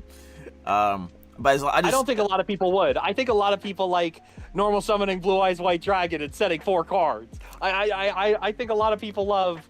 I think a lot of people love playing like decks where you don't do a lot of comboing and you just kind of like sit on some sort of like pseudo towers or something. Or if you do combo, that's what you do. You make a towers kind of board. Or you play like a bunch of board breakers and OTK people. There's a lot of people who love non-game Yu-Gi-Oh. No, because they like winning with the least amount of resistance possible. And like when you're playing competitive, you should expect that, right? Yes. And then some people don't mind losing certain ways, but they hate losing other ways. The end result's still the same, but they really don't like it because it makes them feel bad. You know, their ego gets hurt, or maybe it's just generally not fair. Especially considering like Yu-Gi-Oh as a mission statement, like the way that the game is constructed, the way that decks are built, is primarily a game where you're attempting to, and they do this in the show too. So it's not even like me making this shit up. Yu-Gi-Oh is a game where you attempt to inflict your opponent with the most despair possible, and the mission statement of your opponent is to find the victory through despair. That sounds like the best way to describe some deep spiritual stuff game. You just gave me right now. Like this is but basic. It's like, think of it. That's like, life. Like life is suffering. I make Aphmau Flamberge with IP in the Spell Trap, Divine Temple with 4 cards in hand. You're gonna go fuck. you're just gonna go fuck. What do I do? And then you draw like Dark Ruler, and you're like, maybe I can do this. And then I princess you from grave, and you go fuck. Like, and then you have another extender in your hand, and then I ash you, and you go fuck. Like, and that's the game. The game is me just going, I'm sorry, little one, and then finding out what happens. Yeah. Like, and your goal is to make a light in the darkness and beat it. That's what you gotta do. Yeah, that's Yu-Gi-Oh. That's Yu-Gi-Oh, man. Power of friendship and your wallet, I think, a little bit. Sometimes a little bit, like a little bit, just a smidgen of money. Buy SP Little Knight, buy SP Little Knight, buy SP Little Knight. This is also one of the reasons why I'm sticking with branded. Like, first of all, my friend who's in the chat gave it to me as a gift. That's cool. Shouts to Hocus Pocus. Sent me the cards, and I was like, okay. What I'm looking at the cards. I'm like, what else do I need this card and this card? And he said, yeah, you probably do, and he sent me another pack of cards. So that's why I have the Dragoon, which I don't feel like I love Dragoon as a card. I just like it's cool. I think it's a cool card. You know, it's very powerful, but no one plays it that much anymore. I still like playing it, and then so that's also one of the reasons why. And I always played Master Duel for like when I got back into the game. I never knew what it felt like to play full power branded. Never. I never got a chance to do it. So which is why I wanted to play branded in TCG. So I play it because it's my favorite deck. I just love. Like, I'm still from the Fusion era, technically, although I was going into Synchros for the most part. So, and I also liked Chaos Sorcerer, Chaos Dragon Levineer. You know, like so the light and dark and the dragon element is in the deck too, right? So are you excited for the new Light and Darkness Dragon fusion? Light and Darkness Dragon Lord. Yeah, something like that. Yeah, I play that. I play that in my branded deck. Yeah, and it's funny. I pulled one and I was like, oh, thank God, branded got an Omni Negate. Yeah, it's basically our Apo. It's basically our Apo, and we can get it out in branded most in like 2 ways typically, or even 3 depending on your setup. You can't use Lubellion. List out. What? List up. Let's go. Refresh. Let's do it right now, chat. All right, we're gonna react to this right now. Let me pull up the screen for you so you can watch it with me and we can react to each card. Okay. All right, here's the screen up. Oh wow. Yeah, this list just looks crazy. All right, let's go. Let's start with the forbidden list. My money. Yo, Calamity, Hot Wow. Red Dragon, Archfiend Calamity, Beatrice gone, Calamity gone, Appaloosa gone, Lacrima is gone. Lacrima is gone. I can't believe they had the balls. I can't believe it. I can't believe they had the No balls. Flabucci gone. Let's go. All right, Theo. All right, that's my friend who gave me the branded deck, by the way. The limited list is Okay, crazy. let me You do the limited list. let me go right into it right now. Well, then we're gonna go back and like talk about all the cards. So limited, Playing Eva, Trigon. limited, That's Ash, crazy. limited, Poplar, limited, Gimmick Puppet Nightmare. No, Branded Fusion is limited. Yeah, Gimmick Puppet of Strings and Gimmick Puppet of Dark Strings are limited, which means that you can't FTK anymore. That's incredible. That's crazy. I don't see Gimmick Puppet Nightmare, and I don't see Albion the Sanctifier Dragon, but they banned Branded Fusion to fall in line with the Japanese list. Okay, Opening of the Spirit Gates, 1. Pot of Prosperity, 1. Sanguine Summoning, 1. The Grass returns! The grass looks greener, returns! One grass, you're never drawing one grass. Bro, I'm running 60 card branded. I'm running 60 card branded with Thrust. I'm getting a grass. Konami is telling us to touch that grass. They want us to touch grass. I'm touching grass. Skill drain at 1. The 2 list is fun. The 2 list is very fun. All right, I'll check that out right then. Then we're gonna go back to everything like I said.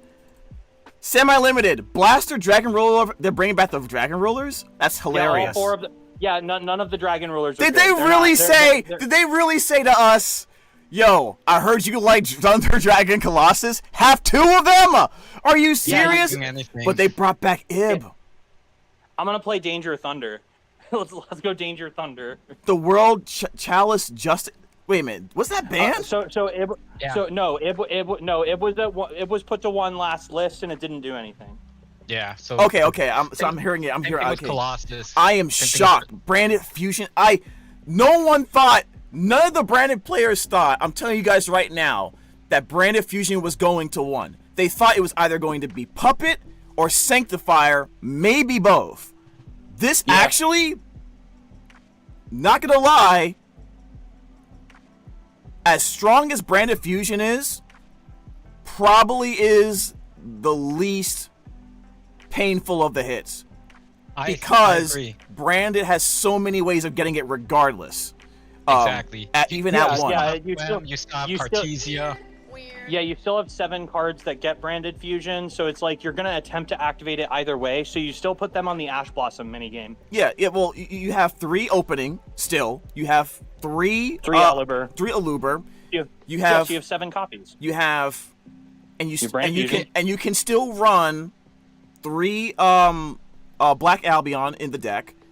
Do the Black Albion combo with the with either the Bestial. That's a 2 card. It's a 2 card and Retribution. So you still have all that.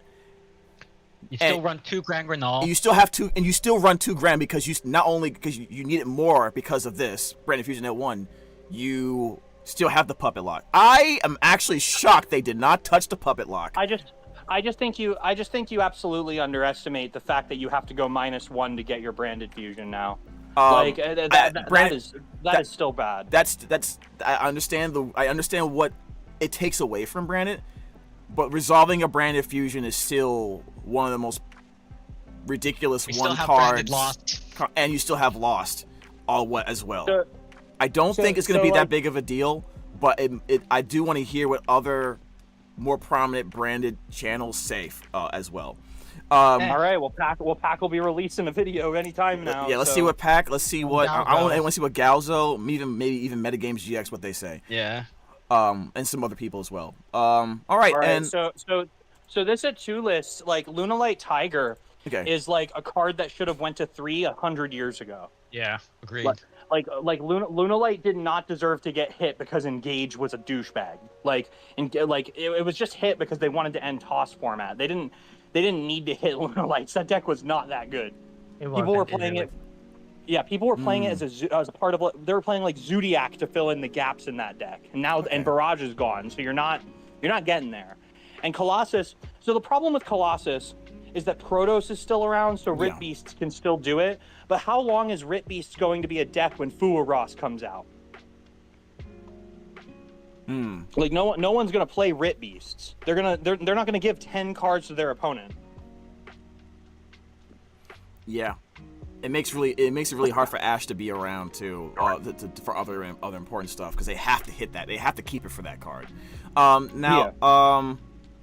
Let's go to the Unlimited real quick.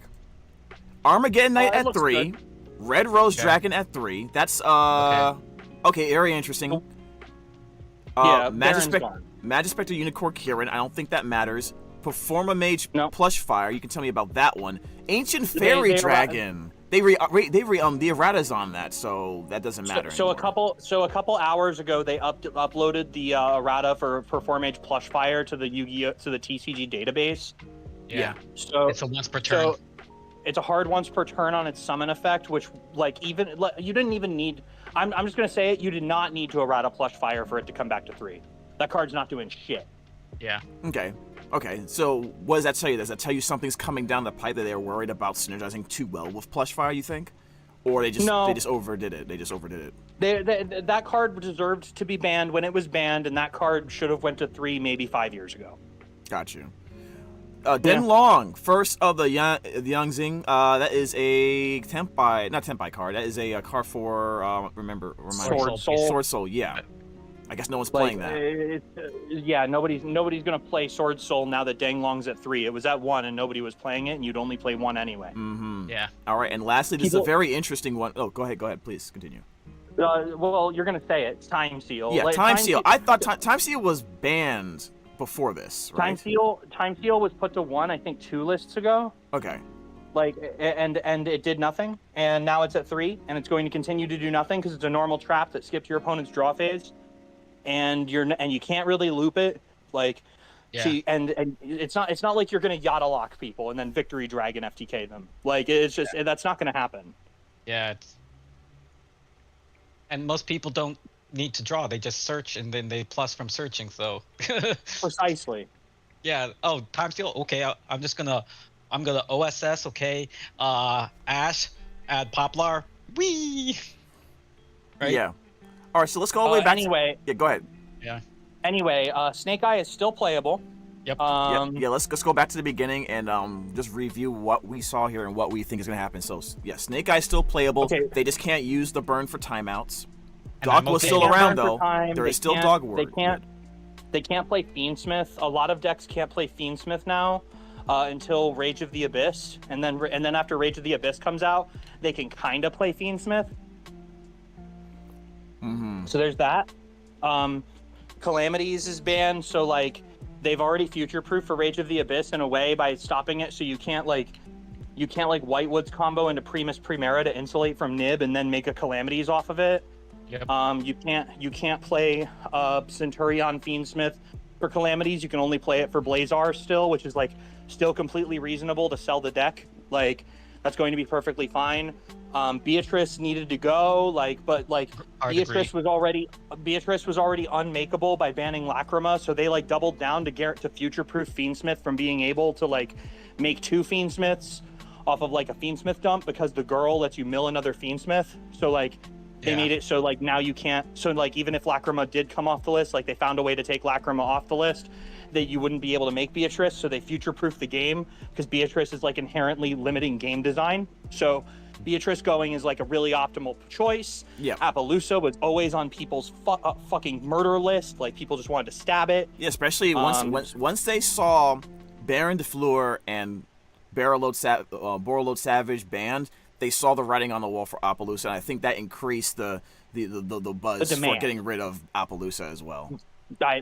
Precisely, I think that's true. And the Fiendsmith engine without Lacrima cannot guarantee Appaloosa, so they're making it possible for the Fiendsmith cards to do something besides make Appo.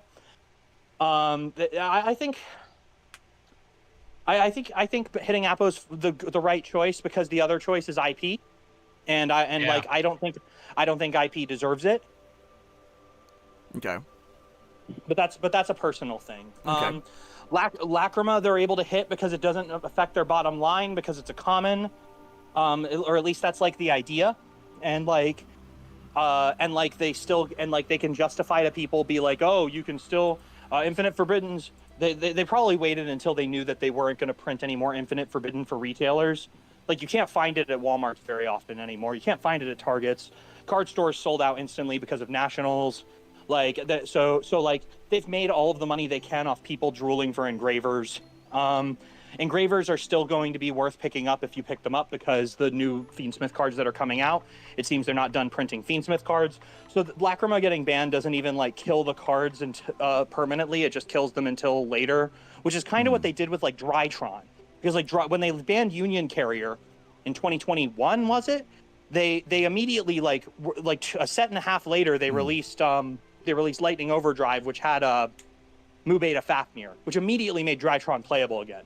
So like, if this girl comes out and makes Fiendsmith playable again, then Lacrima being banned doesn't really affect the card's bottom line, so people don't feel as ripped off. And it still hits Fiendsmith in a meaningful way to get like people who don't understand why Fiendsmith are good, or just like mindlessly want Fiendsmith gone, or do understand why Fiendsmith's a problem and want Fiendsmith gone, now feel like they've been validated in some sense. Yeah, I feel like with these hits all by itself on the Forbidden list, you have a better chance of clapping back on turn 2 on your if you're going second, because you can so you can, because now they don't have Appaloosa before you can nib, so they're more vulnerable to nib. They don't have Lacrima, so on game 3 they're not just timing out with some cheap burn play and that letting you have a chance to do anything. And Archfiend should have been gone a million years ago. Fine, great, okay. Beatrice, definitely a big problem. Everyone's happy with that. Great, everyone's good. All right, moving on next. Limited. We're going to limited. Limited. So let's start with Eva, because when I think Eva, I think Drytron. Sweet baby, let's go Drytron, best deck. Let's go 1,000 years Drytron, 1,000,000 years Drytron. Let's go. Drytron's not coming back, is it? Drytron just got support. Let's go, Drytron. Okay, you're not listening to me. All right, so I think this is hyperbole, chat, but I think Eva coming back doesn't mean anything yet for Drytron. Okay, so Eva really helps Melodious and Drytron. I don't know how they're going to do it with Melodious, but because I haven't really like played that deck enough, I don't have enough knowledge of it. But I know that Eva can generate you free like orange lights in that deck, and that's absurd. Yeah, orange is still at 1, right? Orange is at 1, right? Or is it no? Orange is at 3. Oh, okay. Orange is at 3. Yeah, so you can play 3 orange. So like I think like Drytron gets a lot from that, because they're still playing Ben 10s as like a circulatable engine. So at the end of their combo, they can just like normal Eva and use it to overlay for another Mu Beta Fafnir, or like link it off for an IP, and then like banish the Ben 10s to get orange lights. And like then they can insulate their play with like orange lights early, or like they use that as their follow-up if they got like hand trapped a little early, or like they got bestialed too hard. Forces a lot of people to do things a little weird, but like I don't think that it's going to necessarily break things like Drytron or Melodious just because Eva's back. You still need to go through a lot to put it in, and the reason that Eva was banned was because you could beat Rhys it. Like if you could, now that Beatrice is gone, like there's no reasonable is the big words I say here, way to circulate Eva. Like the only way that you can get it is Benjamin, and like if you're Ben Tenning for Eva, like you're not Ben Tenning for Ben 10. So like you would need to have already used every single Drytron effect, or if you were using it in like Melodious, you would have need to hard open it because there's no way to mill it. So it doesn't even like fit. Wow. Okay. So it sounds like it makes them a little bit better, but they might have they still might have some things to figure out. Yeah, I'm pretty sure Eva's still playable in Master Duel, and Drytron ain't doing shit. Yeah, you bestial them, and they just like piss on themselves. Yeah, Drytron hasn't done anything for a very long time in Master Duel. Yeah. Now let's get to the really cool, the really important ones here. Poplar and Ash are both at 1. Now, what does that mean? Okay, so from a Snake Eye player's perspective, Jesus Christ, is that fit? By the way, grass that looks green is at $50. I don't know if it just jumped or not. Let me see. Yeah, it jumped. It jumped. There isn't a single card on this list that I don't own, so I didn't worry this time. Yeah, I don't have a grass. I don't have a grass. I have to get a grass. It'll drop or it'll get reprinted. Just give it a little time. You're not playing TCG. You're not going to YCSs. It's fine. Nope. But I do. Is one of my favorite cards to play in Brandon in Masterduel. If you go to a YCS, just play in like side events or something until grass gets reprinted. That's what I would do. Okay. Well, go ahead. Okay, so Snake Eye Ash is at 1 in Masterduel and nobody gives a shit. Yep. Poplar being playable in any capacity with Flamberge in the game, pretty dangerous. Not gonna lie, pretty dangerous. I'm about to watch my bonfires go up in price. That's gonna be cool. Yeah. Yep. So if you're a person with an ash, ashing the Poplar doesn't do anything for you. So like, if they activate Poplar effect, you're waiting for original. If they like, you don't Ash Blossom Snake Eye Ash and you don't Ash Blossom Poplar, right? Yeah. You Ash Blossom Ash's effect to summon, if it's your only hand trap, or you Ash Blossom Original Sinful Spoil Snake Eye. Like those are your options. Yeah. Okay. There aren't really the entire Snake Eye engine still works, which means Azamina Snake Eye is going to be the deck to play at the next YCS. Because they just freed up 4 spots, and they freed up at least one. They freed up at least 2 extra deck spots for the engine. Yes. Actually, hold on a second, because I think that might be exactly what they need to fill the spots.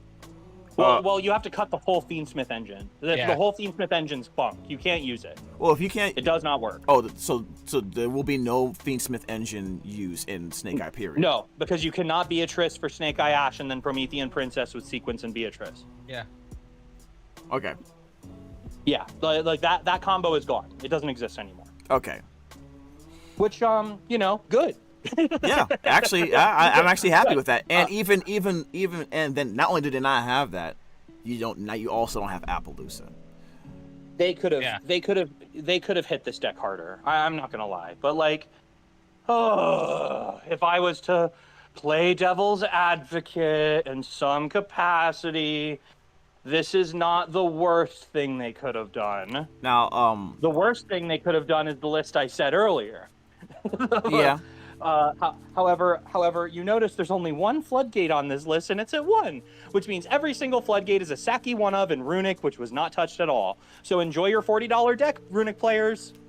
Enjoy your $40 deck. Crazy. Meanwhile, we have people playing... Your $40 deck you can take to a YCS and win. I mean, and then you got on the other side of the spectrum, you got people paying their money's worth in rent to make, to make what they had before with the Snake Eye build, so... To make Snake Eye or Yubel or anything, like Whitewoods even. Now, now let's go to the gimmick puppets. Yeah. I'm just gonna explain. Their field spell makes it so they're unaffected by your opponent's activated card effects. Yeah. That one was really that was like Sangan summoning level of not fun. Somebody had to have listened to MBT bitching about these cards for 100 years, because I think Gimmick Puppet only got 1 top since it came out.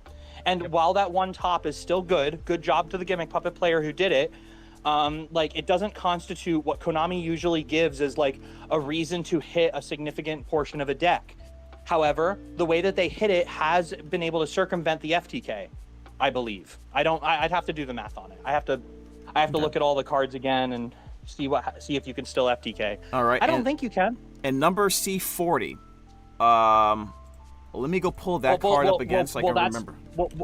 Well, these 2 cards. One of them is the rank up of the other one. It's Okay, number this 40 guy. and number C40. This guy. Yeah. I remember it now. Gimmick Puppet of Dark. Let me pull it up on the screen, so we can read the effect together, guys. Okay, so it's 3 level 9 monsters. When this monster is special summon, destroy the monsters with string counters, and if you do, draw 1 card and inflict damage to your opponent equal to the highest original attack among those destroyed monsters in the graveyard, your choice of type. Once per turn, detach and exceed material from this card, place 1 string counter on each face-up monster your opponent controls. Alright, so explain to me why this card was busted. So you would summon monsters to your opponent's side of the field using one of like Gimmick Puppet Machinax or whatever, and then you would destroy it with this and burn for time, or not burn for time, like burn them, and then you could make multiples of this guy, and none of those effects are hard once per turn. So oh wow, you're right. Yeah, you'd burn for like 9,200 or something. It was like 9,200. Wow, I'm surprised they didn't see that when this. They card... did. Oh, they did. Okay. They did. They know. Okay. Come gotcha. on. Okay, Come on. So with Puppet, so the strings at 1, once you get rid of it, probably like a Cyclone, banish the card. Yeah, I think now the deck burns for like 58. Okay, that's still It's a like lot. That's still a lot. Yeah, but it doesn't FTK, and they put up no board. Like there's no board there. Like so you're not threatened by anything. Like so like they don't kill you, and then it goes to your turn, and you play any card, and they can't hurt you because they don't run hand traps because they're playing an FTK deck, and they gotta FTK you, or they're playing like Ash Imperm and they hit 1 Imperm, and does your deck lose to 1 Imperm? Do you lose to 1 Imperm? If so, you were going to lose to the Gimmick Puppet player anyway. Yeah, gotcha. All right, so it seems like it's totally fair. It just seems like if you are a Puppet player, you're gonna have to figure out a way to get your opponent to the threshold before you do this combo and somehow survive in the meantime. Or find a way to do some damage during your opponent's turn, or find a way to make a board, or you hard go second. You could hard go second with Puppet, play non-Dark Ruler board breakers, and then like swing at them a little and then burn them and kill them. Exactly. You won't be able to play Dark Ruler though if you do that. But yeah, exactly. Non-Dark Ruler board breakers. Yeah. So yeah, that will work. Now, Branded Fusion. I've already made my opinion on why Branded Fusion, between hitting this or to 1, banning Puppet and banning Branded Albion the Sanctifier Dragon, is unironically the least impressive of the options. Like no one expected Branded Fusion to go to 1, and while it's still a strong deck in Master Duel, it's not like it. I think still having access to the Puppet lock is very interesting. So, Svetty, please. Your thoughts. Okay, so like, this is not a brain dead choice. This is a very Konami choice, because like they're probably reprinting Sanctifier in the 10s. It's probably the reason. I think they are actually. Yeah. Okay. Then there's no shot that they were banning Sanctifier if that's the case. You know, like that's also reprinted now too. That's understandable.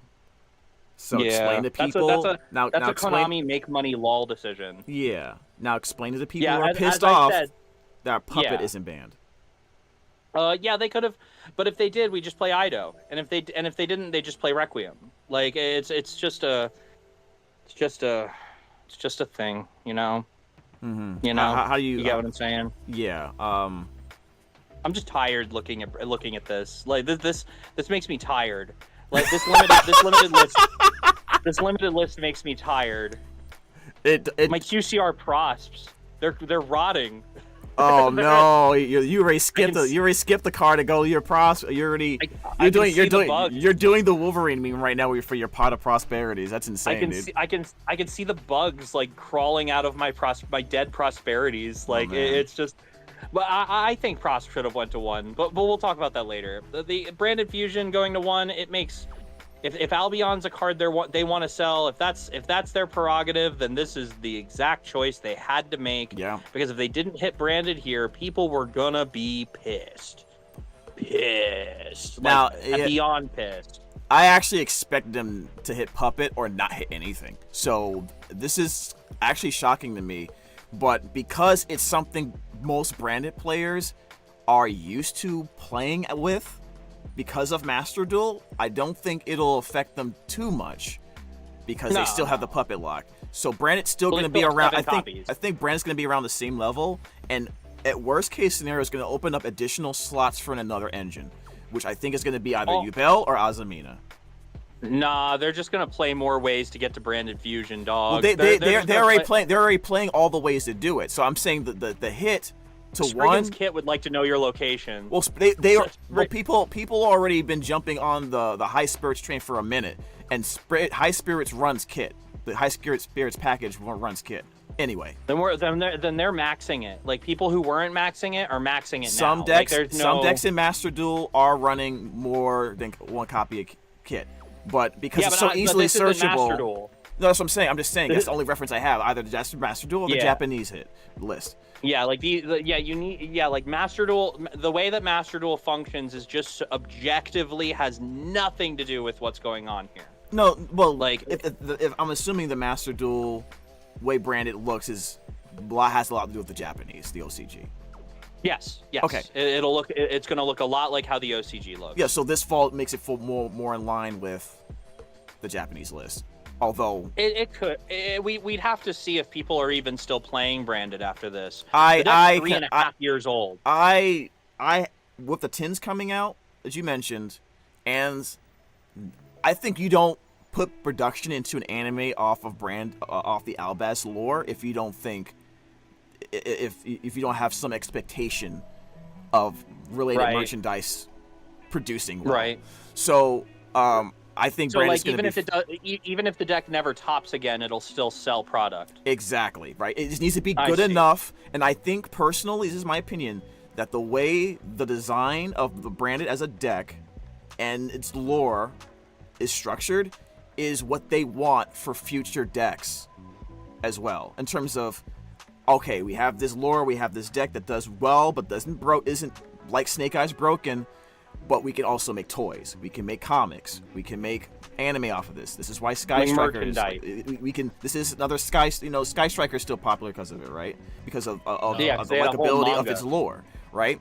So they want decks that can do that, right? Because they're not doing Yugi and Kaiba anymore. They see that it's not as popular. I don't think Sevens is doing as well in the U.S. And I think they're looking for a way to bring some of that back. In terms of Sevens isn't doing good in the U.S. because we can't play the damn game. Yeah. Oh, I think this is my guess. I'm thinking they don't think it's popular enough yet, or they're waiting for something else because they tried it. Because Duel Links, they put it in Duel Links probably as a test to see how it's going to do. Yeah, and also Speed Duels is doing so bad in paper over here. Like it's just not doing. Yeah, I didn't like Speed Duels at all. I didn't feel anything personality wise from it. From a personality standpoint, I feel like if they had it was a cash grab. It was a cash grab. They were trying to make like the same kind of money that they would off Duel Links, but you can't make money off the way you make off Duel Links. It was basically paper Duel Links. If they had replaced that with Rush Duel, I think it would have been a lot better because you have a solid character base to go along with that people can attach themselves to and like. Plus the full arts are sexy. This next card on this list is the card that kind of like this is the third card that's been on this list that kind of explains why Konami was so scared to release this list. Because Yubel's new. Where are the Yubel hits? Where are they? You hit Lacrima. Why couldn't you hit Yubel, pussies? Yeah, opening of the spirit gates in retrospect is a tap on the wrist.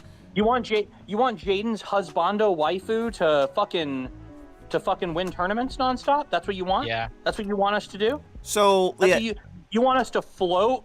You want us to float shitty Mikonkos at each other for your feature matches? You are so upset right now. I can and what this does is Yubel is still. I think Yubel in some decks is very splashable. Yubel is the best deck in the game.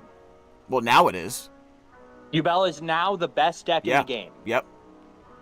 When Azamina comes out, Yubel's time will be up. But until then, Yubel is the best deck in the game. Okay, well, I think there will be some variants of Yubel that will try to use Azamina when it comes out. But Azamina's just going to make Snake Eye better again. Okay. It's just going to make Snake Eye eclipse it again. Okay. That's what happened in OCG. That's what's going to happen here. There's no Max C. The only thing stopping us is Fuwaros. I don't care. I don't give a fuck about Fuwaros. I'll dump Ash on Fuwaros 1,000 times before I let some shitty Makonko kill me. You kidding me? Yeah, I can hear Kidding you. me? I can hear your disdain for our favorite husband waifu. You couldn't hit anything else. Anything else in that deck? I'm surprised. I'm surprised it didn't hit. Impossible? I'm surprised it didn't hit Spirit of Yubel or Phantom of Yubel to 1. I'm genuinely shocked at that. I'm at least opening and DBB, right? Like if you're not hitting new cards, at least destroy the old cards. You know what I actually would have liked to see, or at least would have been not surprised if I saw it, because they've hit the field spells for Gimmick Puppet and Tempai. Why not do the same thing for Yubel? Nightmare Throne. They didn't hit the Nightmare Throne field spell. They just hit the Xyz monsters. Okay, I got you. The monster, not the field spell. The other. If they hit the field spell, that would have solved the problem. Like they would have been able to keep every other Gimmick Puppet card at 3 if they hit the field spell. Yeah. I think they should have hit the field spell, but. I agree. But I'm surprised that because Nightmare Throne is splashable. Yubel is splashable because of Nightmare Throne, because that's a 1-card spirit, Phantom combo. Worst case scenario. So I'm surprised that didn't get hit. Opening the Spirit Gates, that I guess the one or two people who play old card. Yeah. It's the best old card. It searches Samsara D-Lotus. Like it's a good hit. It's just not enough. It's not enough. It's not even close to enough. So opening of the Spirit Gates searches Samsara D-Lotus. It searches Lotus. It searches Dark Beckoning Beast. It searches Spirit of Yubel. It searches Yubel. It searches everything. Wow. I'm probably gonna activation. I'm playing Branded Yubel. I'm probably gonna put a 1 random opening in the deck just so I can have an extra way to get because my package. The fact that it's not in your deck is appalling. Well, I'm. It's hard to find room sometimes. I'm still figuring stuff out. You are playing cards that lock you into fusion summoning in a link climb deck. That is true. Well, but I'm not. I'm not running any of that. I'm just going fusions, right? So I'm using it so I can get to better access to Phantom, so I can do my combos. Yeah, you're just throning for floaters and then then fusing. Exactly. Pot of Prosperity to 1 is a good choice. We can move on. Okay. There's nothing else. Sangan Summoning, thank God. Sangan Summoning was a good choice. I'm impressed they did it. I'm impressed they had the balls. The deck is still good. Yep. The deck is still gonna be good. It's just a little bit more. It's just a little bit more fragile, but it still will OTK people. You're not gonna get non-gamed, and we'll talk about the cards that aren't on this list shortly, and we'll get into the why that means that Tenpai is still gonna be good.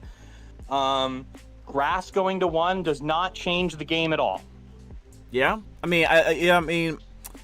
I would like to try it in a 60-card branded list, but I would love to see you gamble on a 1 in 60 chance of pitting that card. I'm totally fine with doing that, and it's not like I'm building my whole strategy for grass. By the way, it's just like your net. If you hit grass, it's like great. You know what I mean? Yeah, like exactly. Good job. Exactly. You did it. It's just like a really strong power card. If I get it, I can get it, and it's good, right? Yeah. And I'm fine with that. So like one of my branded fusions I'm missing will probably become a grass, right? So okay, and but other than that, you're probably right. I don't see other decks really taking advantage of this anymore. Infernoid will take advantage of it. Is that a deck that you're gonna be worried about in your YCSs, bud? I mean, I lost to it in a win at Nationals, so you know, I'd be a little frustrated if they grassed me, but like I don't think that it's gonna do anything like incredible. If somebody wants to prove me wrong, I invite you to do it. I'll play you.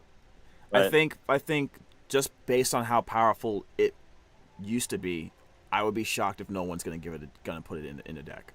Make it an ulti in the next OTS pack so people go to locals. That would be a good idea. That would be fun. And then skill drain at 1. This should be banned. Good. Should be banned, but it's not. So you know, fuck you. That's all I gotta say. Yeah, I don't. Now I'm going to play Snake Eye, and my floodgates in my side deck will be skill drain and anti-spell. Great. Yeah, anti-spell. I hate anti-spell. That's so annoying that that's still around. Oh, also like, just to talk about the Lacrima hit, that does remind me. But the reason that we stopped playing as much skill drain was because we could Maiden of Blue Tears to set any normal trap we wanted. But now we can't do that because Lacrima's banned. So that's good. And then they took away your 2 skill drains too. Yeah. So they looked ahead a little bit, but they didn't get rid of the primary problem. So I guess I'll just tune Snake Eye for locals next week. No big deal. And Flamberge is still Flamberge is still out. Shifter is still out. Yeah, that's the most shocking thing for me, actually, to be honest. Nope. It's even more shocking than Brandon Fusion, like the Shifter. Like, I can't believe it. Never, ever gonna happen. There was no universe where Shifter got hit. It was a joke to even consider the idea that Shifter would get hit. We would need more vomiting horses. More vomiting horses. Okay, got you. We got more vomiting horses if we want Shifter hit. Well, you might as well control S a bunch of those vomiting horse gifts, guys, for the next for when the next one hits. 4 months or so, 5 months. Yeah, something like that. 6 months, 7 months. Who cares? Who knows? They don't tell us. That we won't know. Oh, wait, let me get back here. All right, so semi-limited. Dragon Rulers, I don't care. Do you care? Yeah, they're all pretty much at 3 in Master Duel, right? And no one cares. No one cares except for. Cares. I have all of them because I made this fun deck with them that I've been playing on Master Duel, but like I'm considering just gemming them so I can make something else. Like they're just not good. They're just not good. Yeah, it's a shame. Lunar Light Tiger, you talked about it before. Yep. Yeah. It creates it has synergies in a Beast Warrior good stuff toolbox that's fun to play but not good. And I got my Nats invite in 2019 with it, and I had fun with it. And when I was playing it, I kept going, "Man, this card sucks!" And then I just I would win games with like Baguzga Pass. Like I just Baguzga passed people for as long as I could, and then I got Crusadia OTK'd. Like if I'm losing to Crusadia OTK, I'm sure as shit not playing against Snake Eye. You know what I mean? So that's all I got to say about that. It's fine. All right, so fine. But this is a really big one. If Rit Beasts wasn't a thing, if Nemesis Flag was not a card, I think Colossus is fine.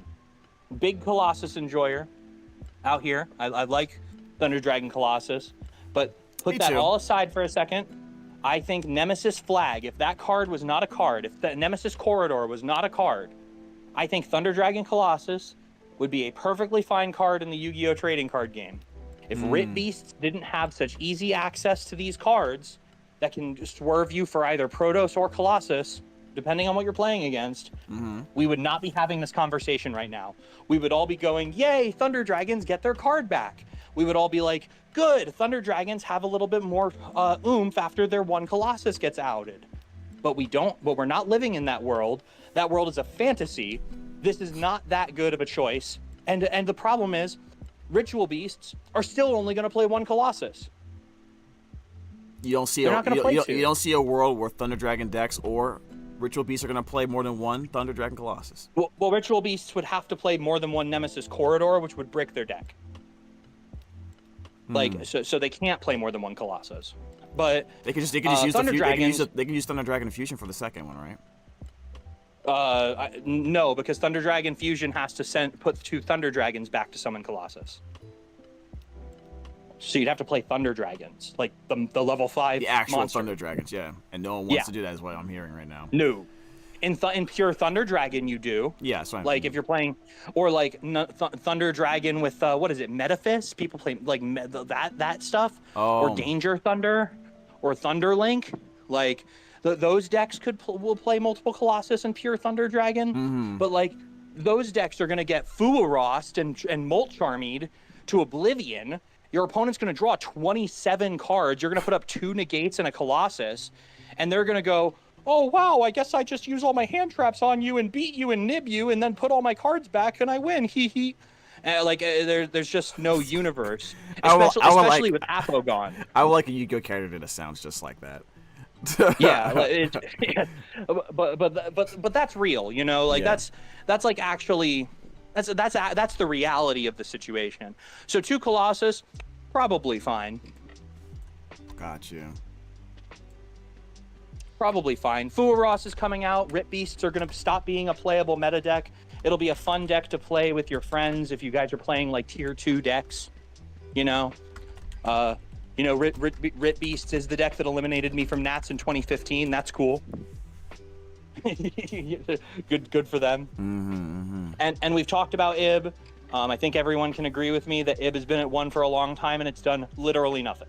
I don't. Just sort of remind me, what does IB do? Let me look. When IB's summoned, you can search a World Legacy card, and when it's sent to the graveyard, it does something. I don't remember. I'm pulling it up. It's a level 5 synchro tuner. It's IB, the World Chalice Justicar, right?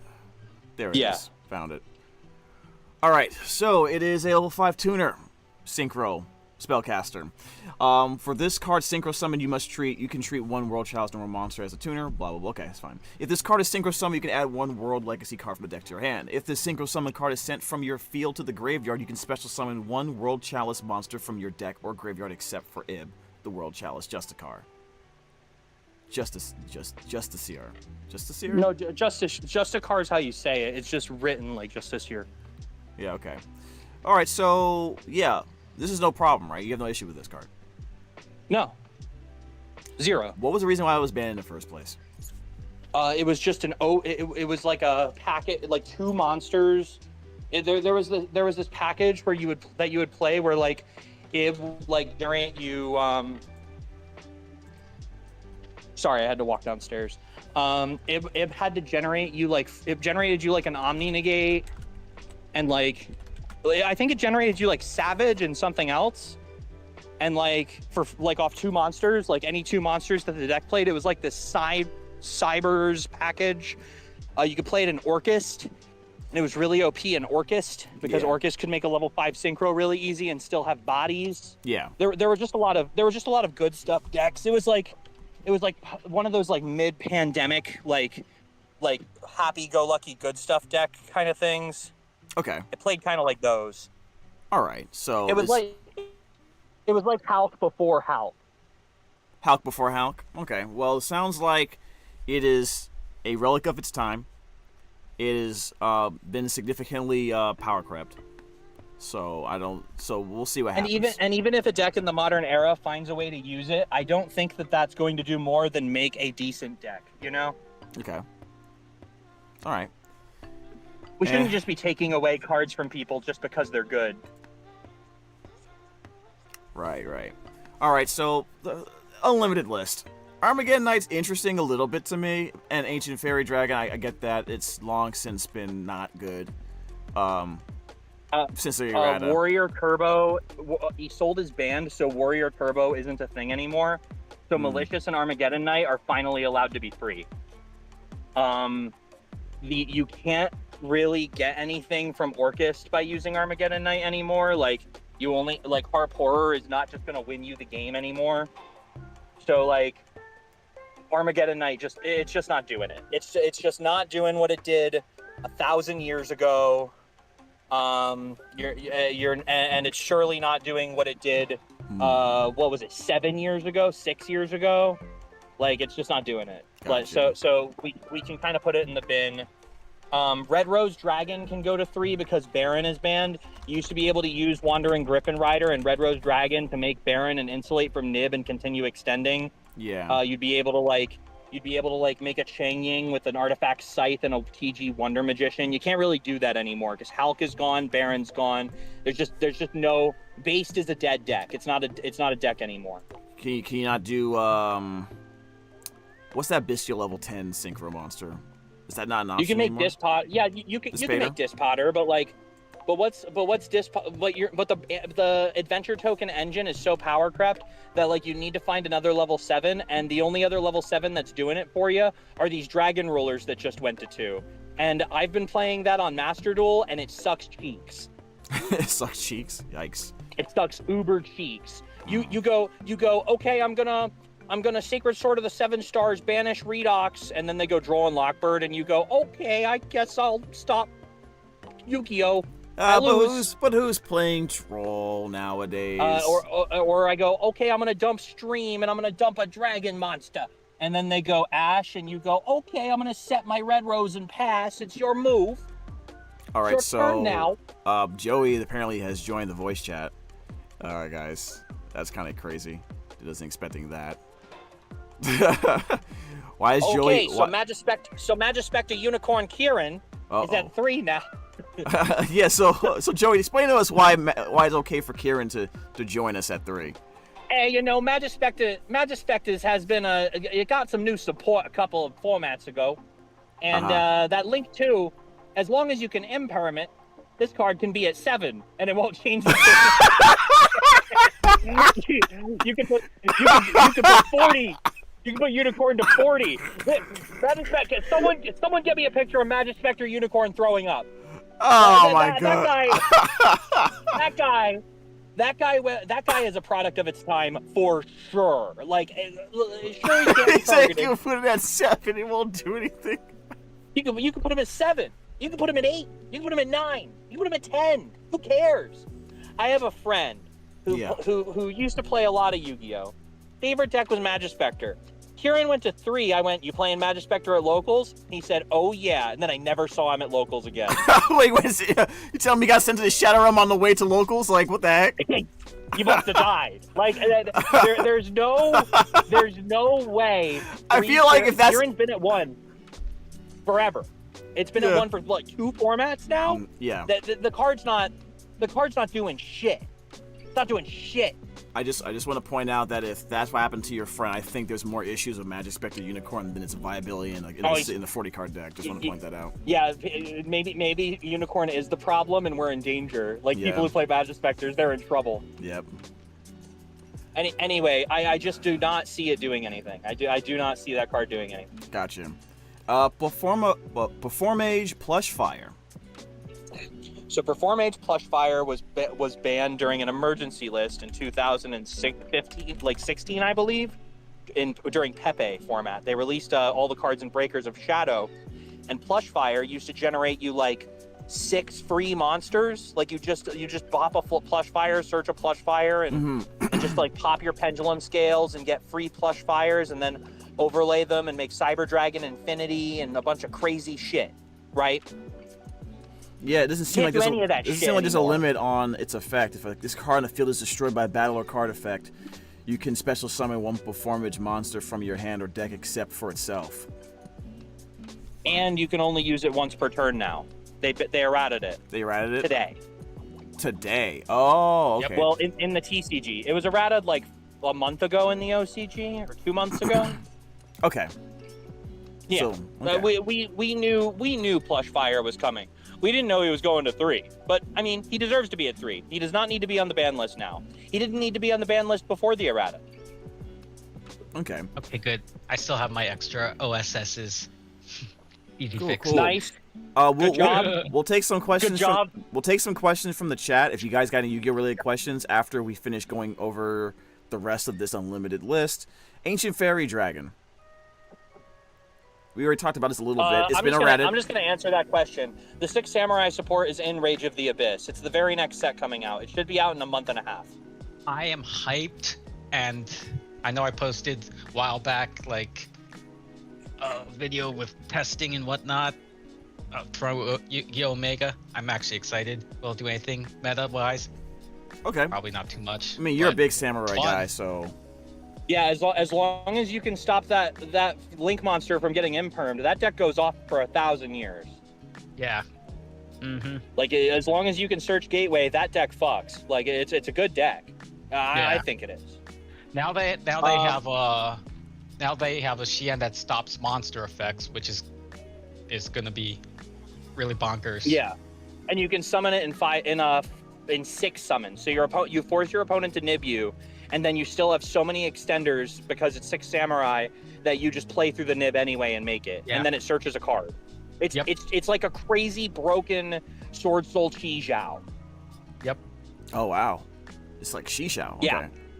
Yeah, it's like Yugioh. AFD can go to 5 and it will continue to be played at 1. Like that Ancient Fairy Dragon is a one of in a lot of decks that play it.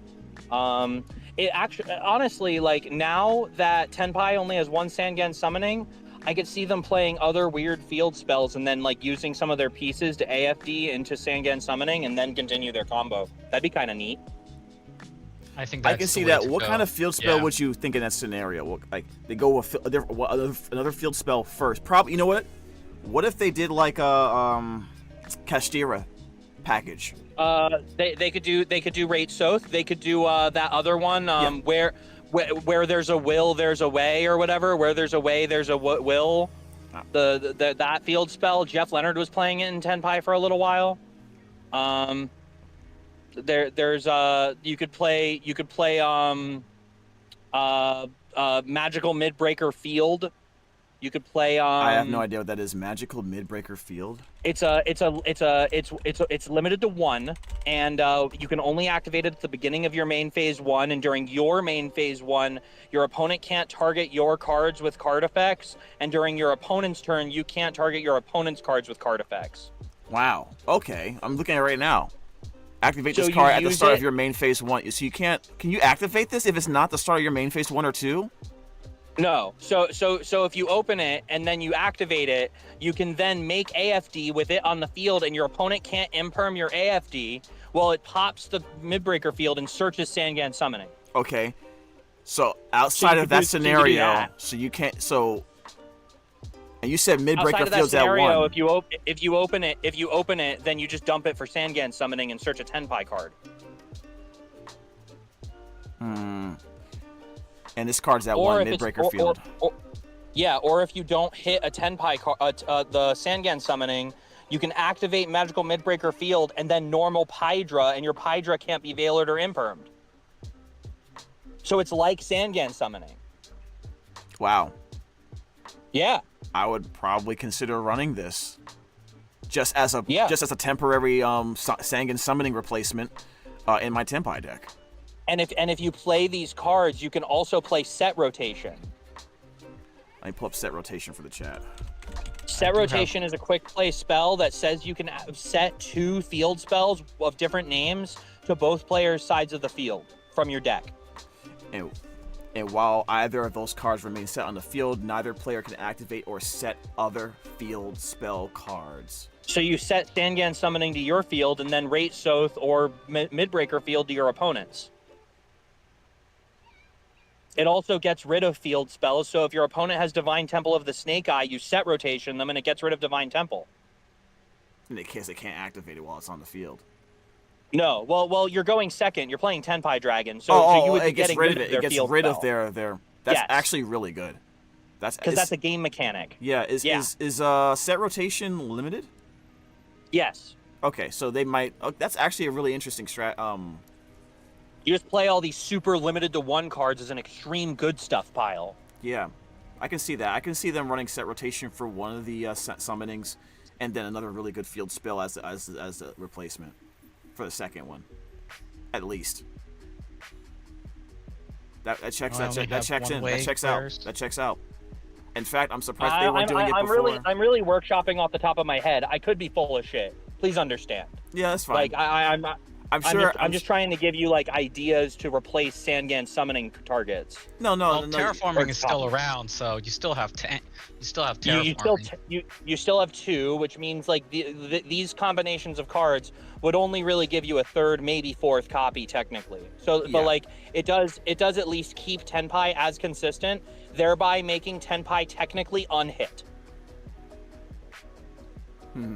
We'll see if anyone else has these ideas, and we'll probably get some comments in the chat if people catch on to this video about what they feel about Tenpai. If you have any comments about Tenpai in the chat, guys, whether you watch this video later, make sure you put it in the comments below.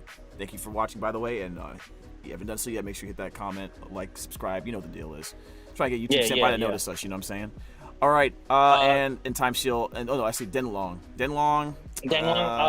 We kind of talked about Danglong. There's no conversation here. Danglong. Yeah. Danglong is a pretty good Sword Soul card. It's another Ib. Like Ib and Danglong were both banned for like pretty much the exact same reasons, and Okay. now they're both being unhit on the list for pretty much the exact same reasons. Yeah, almost is the exact same thing, yeah. When his face-up card leaves a field, special summon a Yangzing monster from your deck. Yeah. Who's still So playing you would Sword be Soul? able to Raise your hand. So you would be able to send a Chiwen, summon a BN from your deck, and then special the Chiwen when the BN summoned and turn them into a Herald of Arclight that can't be destroyed by battle. Wow. Yeah, it is good. It's just like if you're playing, these cards are all huge garnets. Like if you draw these cards in any combination, the combo doesn't work and your deck sucks and you lose. Yeah, gotcha. And They were just like the push that made dinos great. Oh, they ran this in dinos? Yeah, you played them in dinos because we used to not have Archosaurus Animadorn.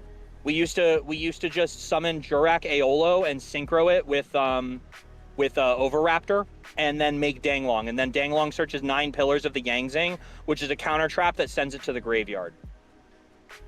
Oh, I see. So it just makes a counter trap. Gotcha. Yeah, so Overraptor was 1-card combo into 2 Omni Negates, a counter trap, and then Herald of the Arclight that can't be destroyed by battle. Okay. Sounds pretty good. Yeah. But I don't think we're It going to is. be seeing any Denlongs anytime soon, Chad. I'm just going to. This is great. This is great for Dino Duelists who want to play casuals with their friends. Dang, he said don't show up. He said don't show up the YCS with this. Sorry. You can show up to side events. I could see a Dino Duelist He fucking said side events. murdering people in side events. Gotcha. Okay. And then Time Seal, I think we talked about this. This is useless in this format. Time Seal, okay. Yeah. 1-card This combos is a card from a bygone era. Like you can literally watch any Lithium video, and every single time Time Seal gets flipped, nothing happens. The Yu-Gi-Oh deck just kills them. Yep. Oh, that's funny, man. All right, so I'm overall, as a branded player, I'm unironically satisfied with the lack of hits to the to Puppet Lock, but mostly Albion. I'm happy that Albion is still part of my deck. I have 2 cards to take out of my deck list. Congratulations, you did it. Yeah, I survived. I technically survived. I just You did it. I actually considered coming into this call and going, "Hey, Jam, you're fucked, bro. Like there's no universe where you're not Yeah. fucked. And unfortunately, we're in the universe where you're not fucked." Honestly, if they didn't hit, strap on you guys, if they didn't hit Albion now, I wouldn't expect them to hit Albion anytime soon, bro. I'm genuinely shocked they let Albion and the puppet through. I don't think They're not Albion's... hitting. They're not hitting branded anytime soon, unless you're talking about maybe opening to 1, or something like that. You know what I mean? I don't know. I If just don't they see keep doing consistency hits, I might jump out of building. Like if that's the only way that they know how to hit that deck. it. You're not At this point, at this point, we need to stop hitting branded. We just need to make more Bestials. Just print more Bestials. If we're not going to be hitting branded, we need more Bestials. You have plenty of Bestials. We What are need you to talking crack about? down, put Mag to 4. It's time. We need to. We already need have. to You have put these plenty. You Bestials have in our more. decks. You have more than enough Bestials already. Plus, you probably should be running some Bestials anyway because Yubel exists. Yubel's. This just means that Konami either wants to make a fuck ton of money off of some branded stuff they're putting out, or they think that they're going to power creep the deck. And if they're going to power creep the deck, that's fine, because it means that people will still play it and they'll still get to play their cards, and that's good. Like as long as the people who are playing branded, what does Josh call them? The branded Andes.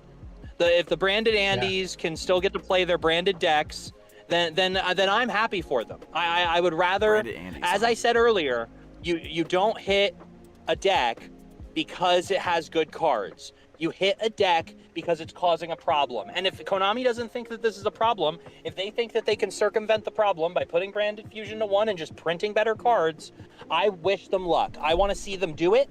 I want to see what happens. I want to see what make this game better, and I support them. Actually, you know what? But if they did this to make money, fuck you.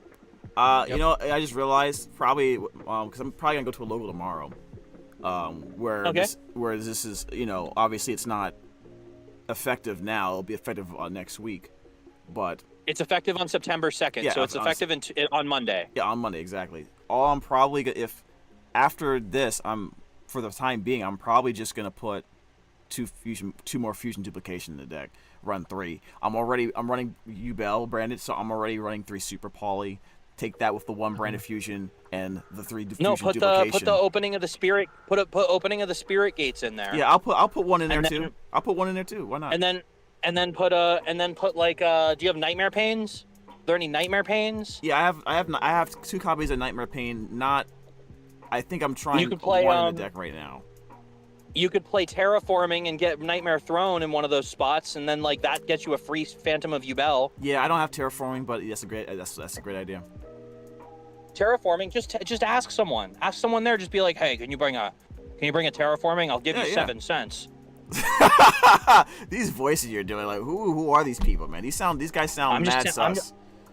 I just talk like this. These guys, hey, you got a Terraforming. I got a shiny nickel for you, son. Like what the heck? I do. I've got a shiny nickel. Do you want a Terraforming? I'll mail you one right now.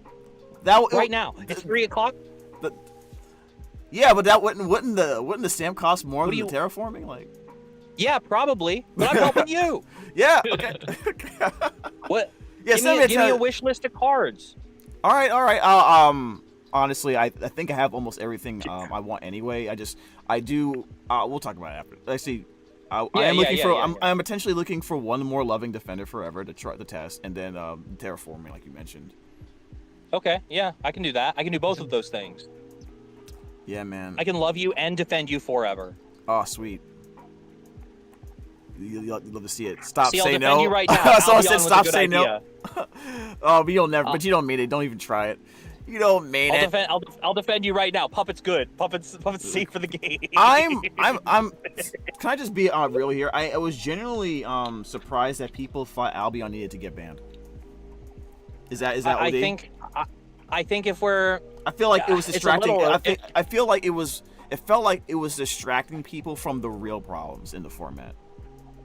Yes, it is, because there's so many. You see the floodgates; they're still there. Mm-hmm. They're still standing there, menacingly. Yeah, they are. What are we supposed to do about those? Shifter is still at 3. JoJo Menace there, dude. Like. Shifter, Di-Fi, and Macro are still at 3, and they expect me to play Yu-Gi-Oh? Not in my house. What? I can't play Yu-Gi-Oh in these conditions. No, man. Blue players are dancing around happy. Blue players? Oh my god. What are they doing?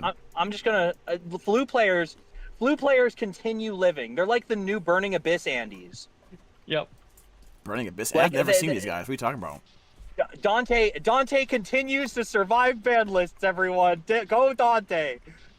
Like it's just another deck that like people just outwardly despise, that lets us have these horrible cards be good, and it's just okay. There's Rit Beasts and Flu. Rit Beasts and Flu stay winning forever for 1,000 years because D-Shifter gets to live. D-Shifter gets to walk around free, no chains. I'm genuinely. I can't believe they let that slide. I'm telling you. They gotta make money on those Malice cards. Yeah, that's the only reason. That's the only reason. On that set. That's the only reason, because of Malice.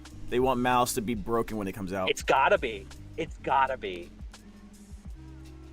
Like you're right though. It should be hit because the Malice cards are the straw that breaks the camel's back on Shifter. Yeah. Like Shifter was already making non-games. Now it's making mega non-games. Yes, it's making you not play. Also, they make a huge board off of it. So.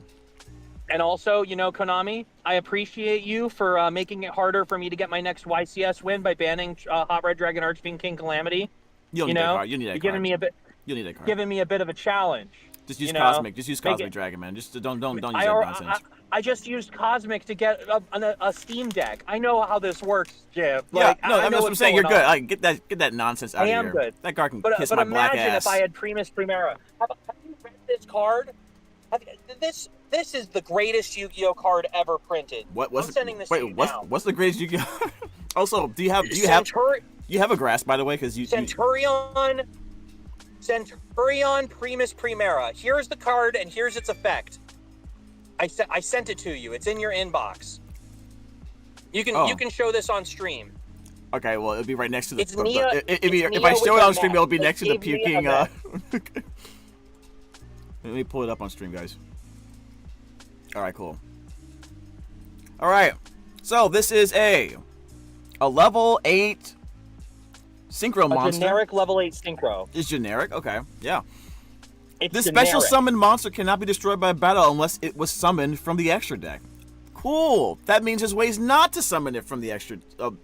Okay. Yeah, you'll get there. Yeah. Okay, you can only use each of the following effects once per turn.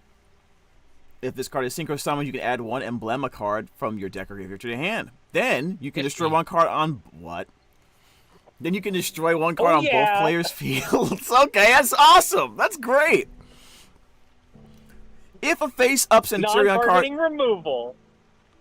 if a face-up Centurion card you control leaves the field by an opponent's card effect, doesn't say except itself. Okay.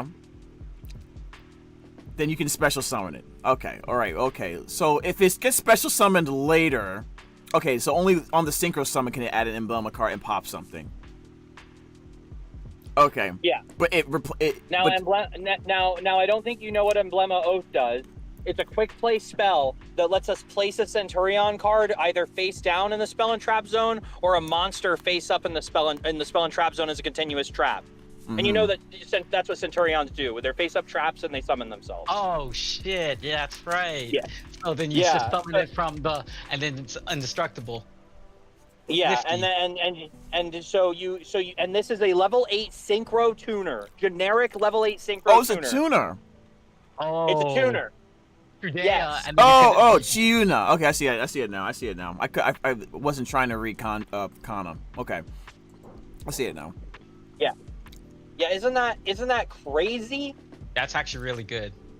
I'm making calamities a million times if they let me. No, they won't let you.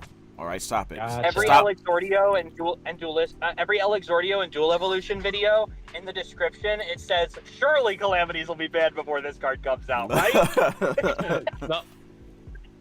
Well, there it goes. Yeah, there it goes. Good job, Konami. You caught the bullet. You caught the bullet mid-air.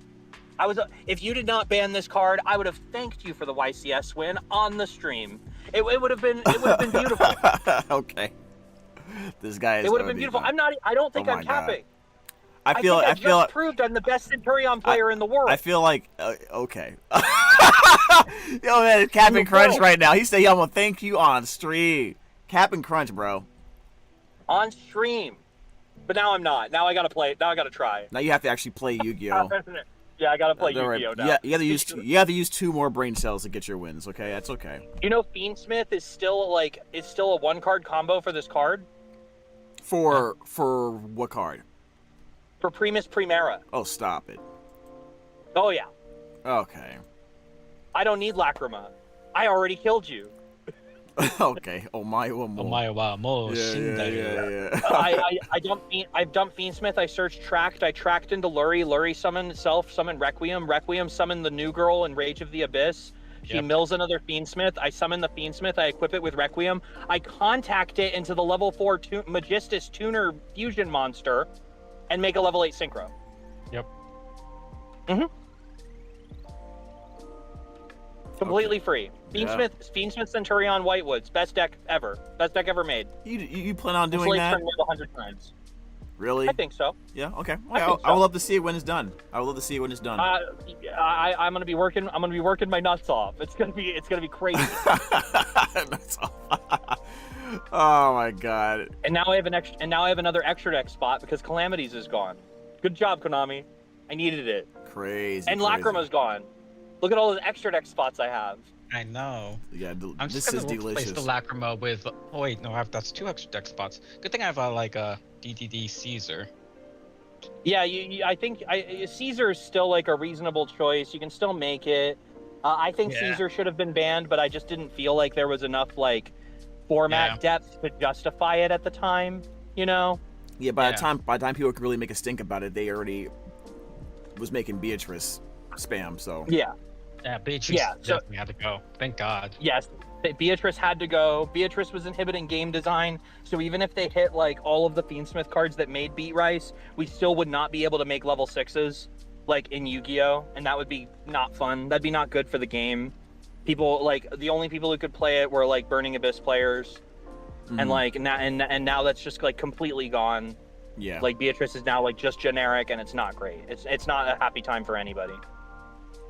And that's totally fair. Yeah. All right. Well, I think we covered mostly everything. I'm so thankful you had me on. By the way, like this has been a lot of fun actually. Yeah, definitely. I love to hear you yap, especially since especially since right off the heels of a great tournament run in Master Duel too. Yeah. For anyone who tuned in later, like I just got second in this Master Duel tournament that I did on 3 hours of sleep. And I signed up for like an hour before it started. I like forgot to sign up for it, and so I had to sign up at the last minute.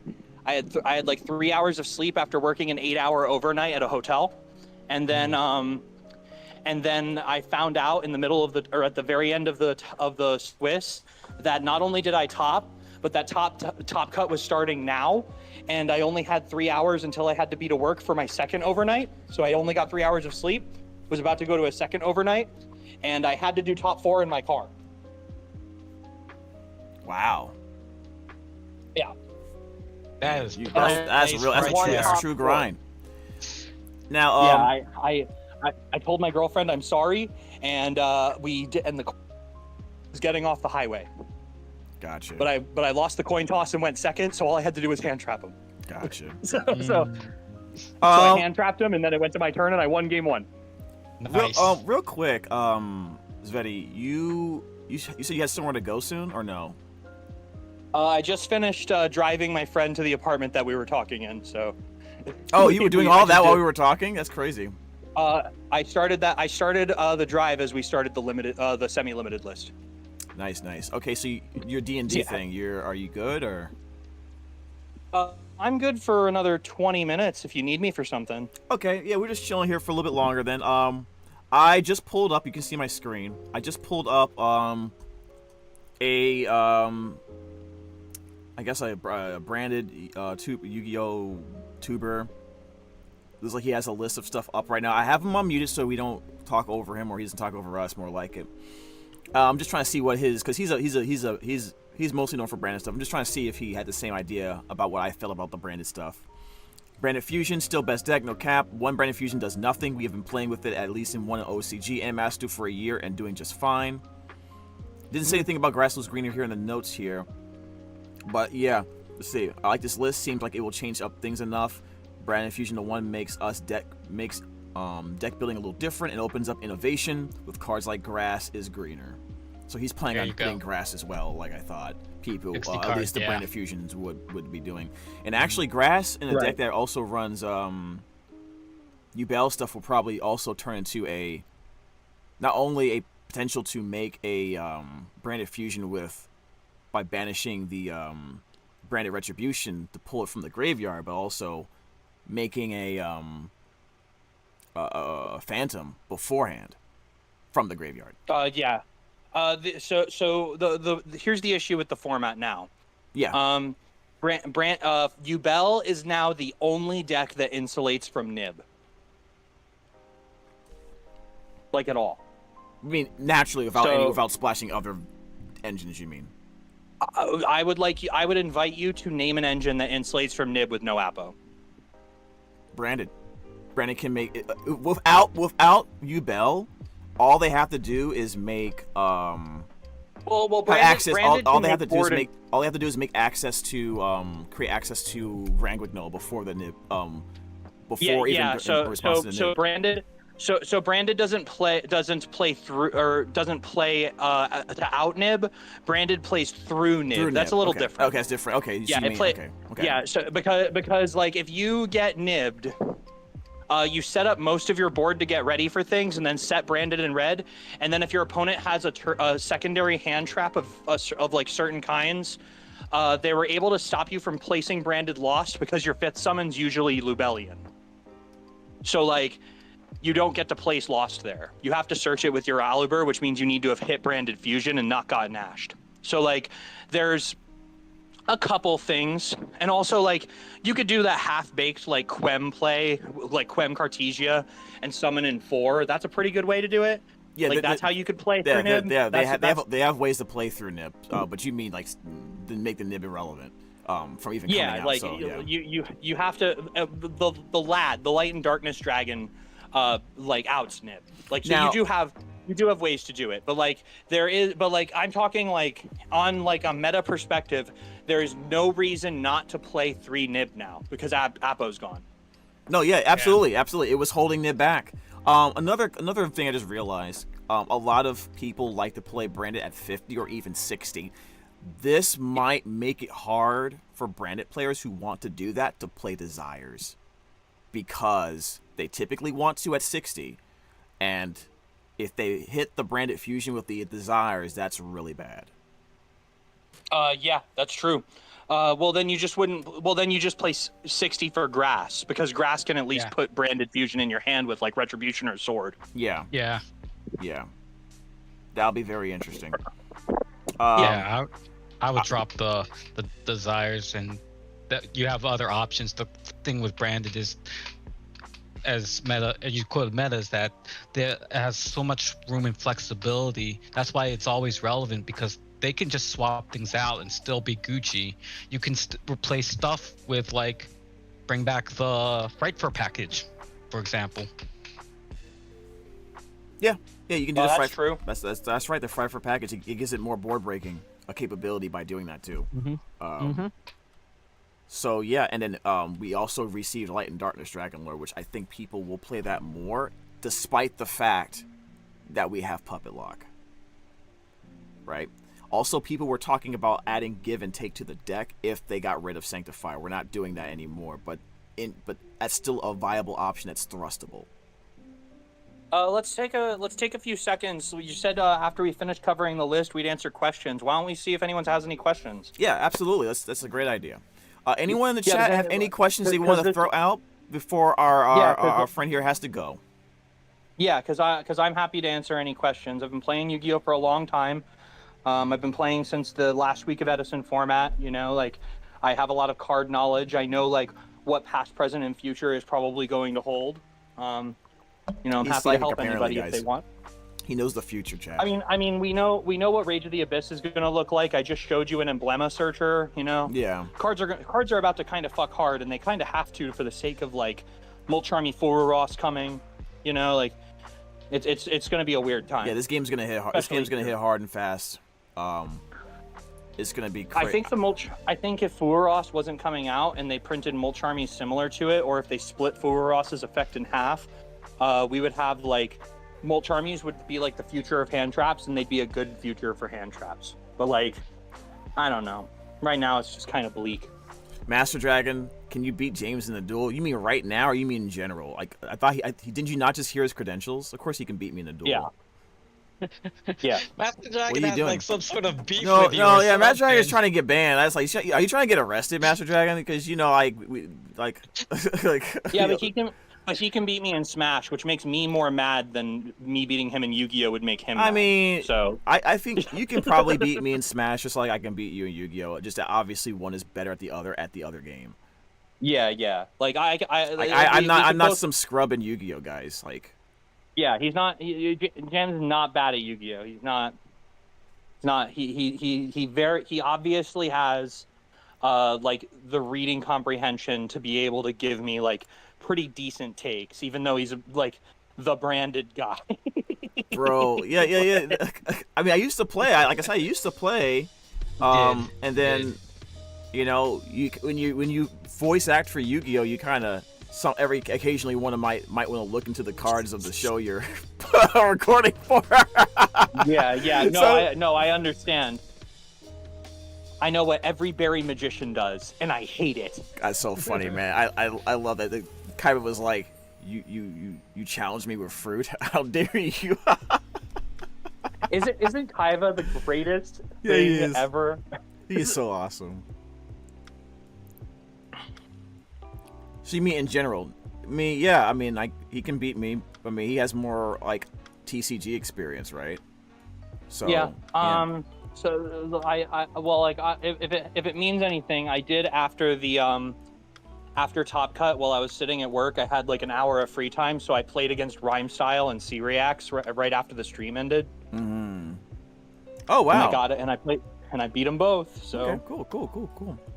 Yeah, I actually thought up like a brilliant play mid-match in Game 3 against Rhyme Style. I thought he was gonna win, and he Flamberge. So Flamberge can summon from your opponent's spell and trap too.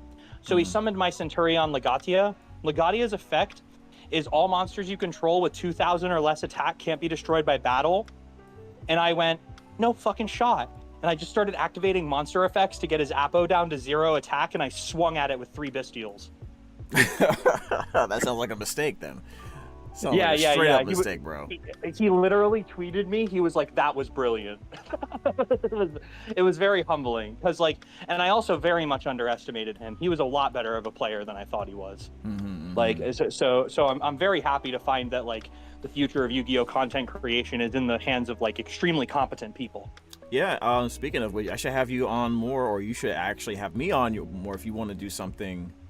Content related for this year, more than welcome to reach everyone out to me. There's so many people that messaged me after that tournament that were like, you need to start streaming like yesterday. Yeah, like, absolutely, absolutely. You can have me on.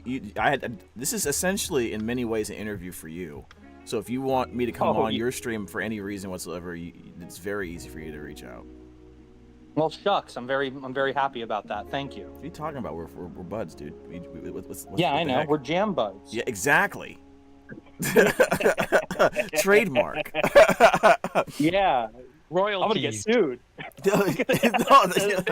DMCA randomly on your YouTube stream, like JamBudsVO. JamBudsVO put the strike on your. Here's a note. Where's my 10%? Well, maybe I should consider you when I start my audio play up that I'm working on too. You know. Oh yeah. Just let me know if you want some help with anything too, of course. Yeah. But the pleasure's mine. Yeah. If I wasn't voicing voicing an official Yu-Gi-Oh, so I probably would want to do stuff with you too for that too. But I don't think that's gonna be a thing. But I just want to let you know that I still enjoy listening to you play as Kaiba. I thought you were a great Kaiba from like a way back. And I was humbled because like that thing is the reason that Nick picked me. You know, like he knew that I could do it. So it really like helped show that I've got the stuff. So I've really been running with it, and I think you'll really enjoy what we're doing with Kaiba when we get that far. I'm looking forward to it. I'm looking forward to it, to checking it out. Absolutely. Is there any last questions before we have to let Svetty go?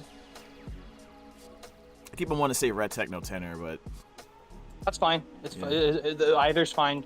The Techno Tenor brand has been my brand since 2013. You know, like I'm a hardcore TT lover.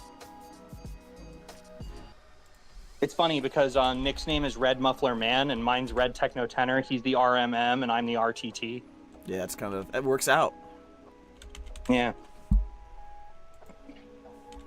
Yeah, we just argued about fake Banlist theory for fucking 3 hours and then it dropped. It just dropped. We did it. We survived. I thought this list wasn't coming out until 11:59. Yeah, man, we did. I thought it was coming out like 2 hours ago. I thought I'd be like stoned out of my mind on a couch playing D&D, and the list would come out, and I'd be like, "Bro, they didn't hit anything," which is what they did. They didn't hit anything. Dang. You think overall this you think it hit nothing? I think it made it so Fiendsmith isn't over centralizing. Mm-hmm. That's good. Yeah. I think they gave Diabell Star and the boys a little slap on the wrist, and they said, "Can't have the Fiendsmith stuff. Yeah. Stop it." Yeah, wait. And we went, "Okay, bro." Not until the anime comes out. We have anime merch to sell. And they're like, "We have Azamina cards coming out. We're gonna make you 17 times stronger. Don't play the Fiendsmith cards." And we went, "Okay, bro, okay." We won't hurt you. And they went, good. And we were like, all right, we're gonna go over here with our wanteds that are going back up in price, and we're gonna sell them now. Yeah, if I want to do Azumina, I might have to get some Wanted. Wanted's getting reprinted. Wanted's getting reprinted. It's being in the reprinted. tin. Yeah. And DUEL It's in the Star too? tin. Yeah. Well, Witch is already like only like $10. Yeah. Yeah. Witches have never been too expensive. I think the Yeah. highest Witch ever got was $25. Yeah, I'm Yeah. gonna try to get those early before the Azumina stuff comes out, because I do want to play test with that package in Brandon. I think like even if the Azumina stuff ended up being dog shit, Witch is still a great investment for your collection. Exactly. She plays well in most decks. Like you could slap her into Branded. She's a dark. She recurs herself. She keeps you having a body. Like it's just like she's just so good. In your Yubel deck, after you use your Nightmare Pains or like your extra card or like your extra Nightmare Throne to insulate for Phantom, you can send the Throne to summon Witch. Yeah, that's great. That's a great idea. Send the Throne for Witch. Which is also which I keep forgetting this. Someone did it in the Master Duel tournament. They sent a face down card for Witch, and I like my eyes widened. I was like, I fucking forgot you could do that. Mm-hmm. Oh yeah. I think I lost a game at Nats because of that. Oh, here's an example of something that surprised somebody recently. I was playing against a Tenpai player who was being a little fidgety, so I can tell he was waiting to like trigger stuff against my against what cards I play. I brought out Black Abion by discarding a branded card, and then fused his board because he into to Alba Lentis, because he wasn't expecting that. Yeah. I won the game because of that, because he was waiting to like hand trap or like negate like Albaz or Cartesia and stuff like that.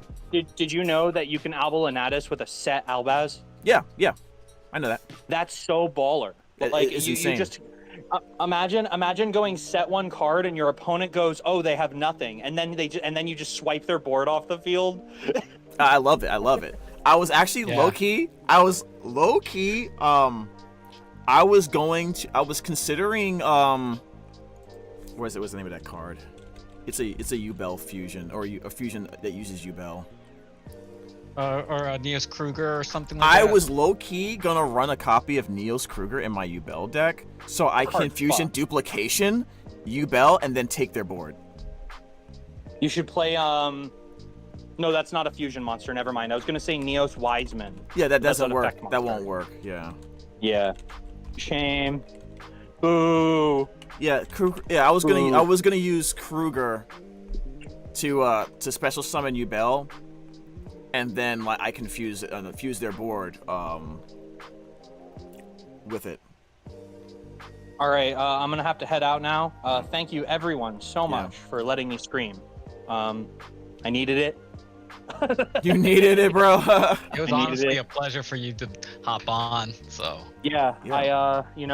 I didn't talk about it too much, but like falling short of first place in that tournament, it was kind of disheartening. But I've gotten so much support online from like everybody, like the Chew crew. Thank you so much for everyone DMing me saying that I did a good job.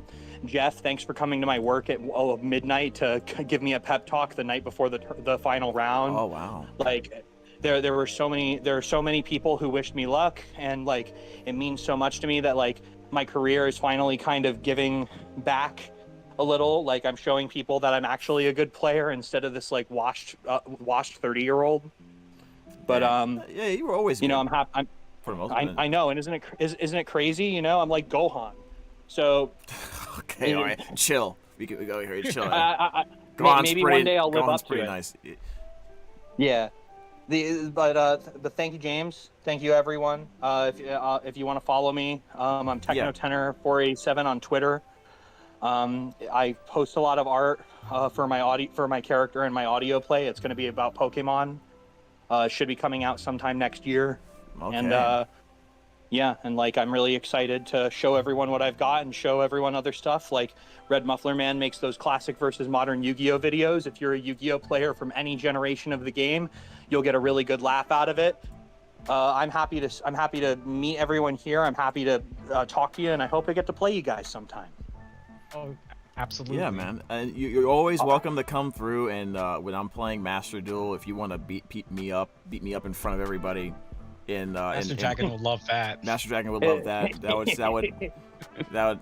That would make his face explode, I'm sure, with excitement. So, you know, although he might not enjoy the damage. I just want to stay humble. I'm going to say that maybe you're going to get a few games on me. Oh, I will. I'll definitely get a few games on you.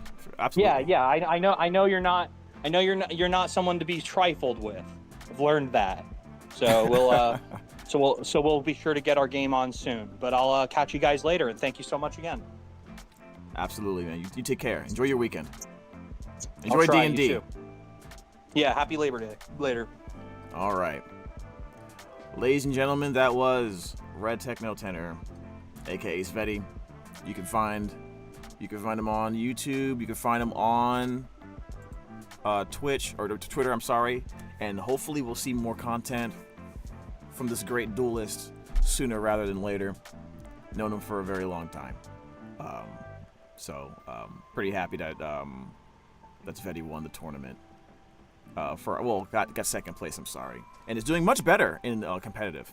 I'm probably going to reach out to I keep on wanting to say Techno Tenor. I'm just going to say it. I'm going to keep on reaching out to Techno Tenor. Probably get matches and get better at the TCG. And I will also probably adjust my deck in advance for the ban list for tomorrow, since it's, why not? You know, it's just a fun casual thing. But yeah, thank you guys so much for coming out and hanging out with me for this event. This is my first time reviewing a ban list since becoming a voice actor for Yu-Gi-Oh! I got somebody that I happen to know for a long time able to give valuable information, and it was great. We'd love to have him on again. It was a pleasure being here, James. I'm glad you were here, Rebecca, as well. 10 people watching. I didn't expect as many people to be watching, to be honest. Definitely appreciate it. If you enjoyed content like this, please consider following and subscribing to the channel. Let Twitch Senpai notice. Let YouTube Senpai notice. You know how anime goes. If you watch anime, you know it's going to take a minute before they realize I exist, and it's because of you guys helping out. We're going to continue Super Jam Bud Saturday with another stream very shortly. Just going to take a break. And rest my eyes from the computer, get some stuff done, and then we're going to return. And when we do that, we're going to continue playing Genshin Impact, and we're also going to react to the honkaistarrail 2.5 trailer.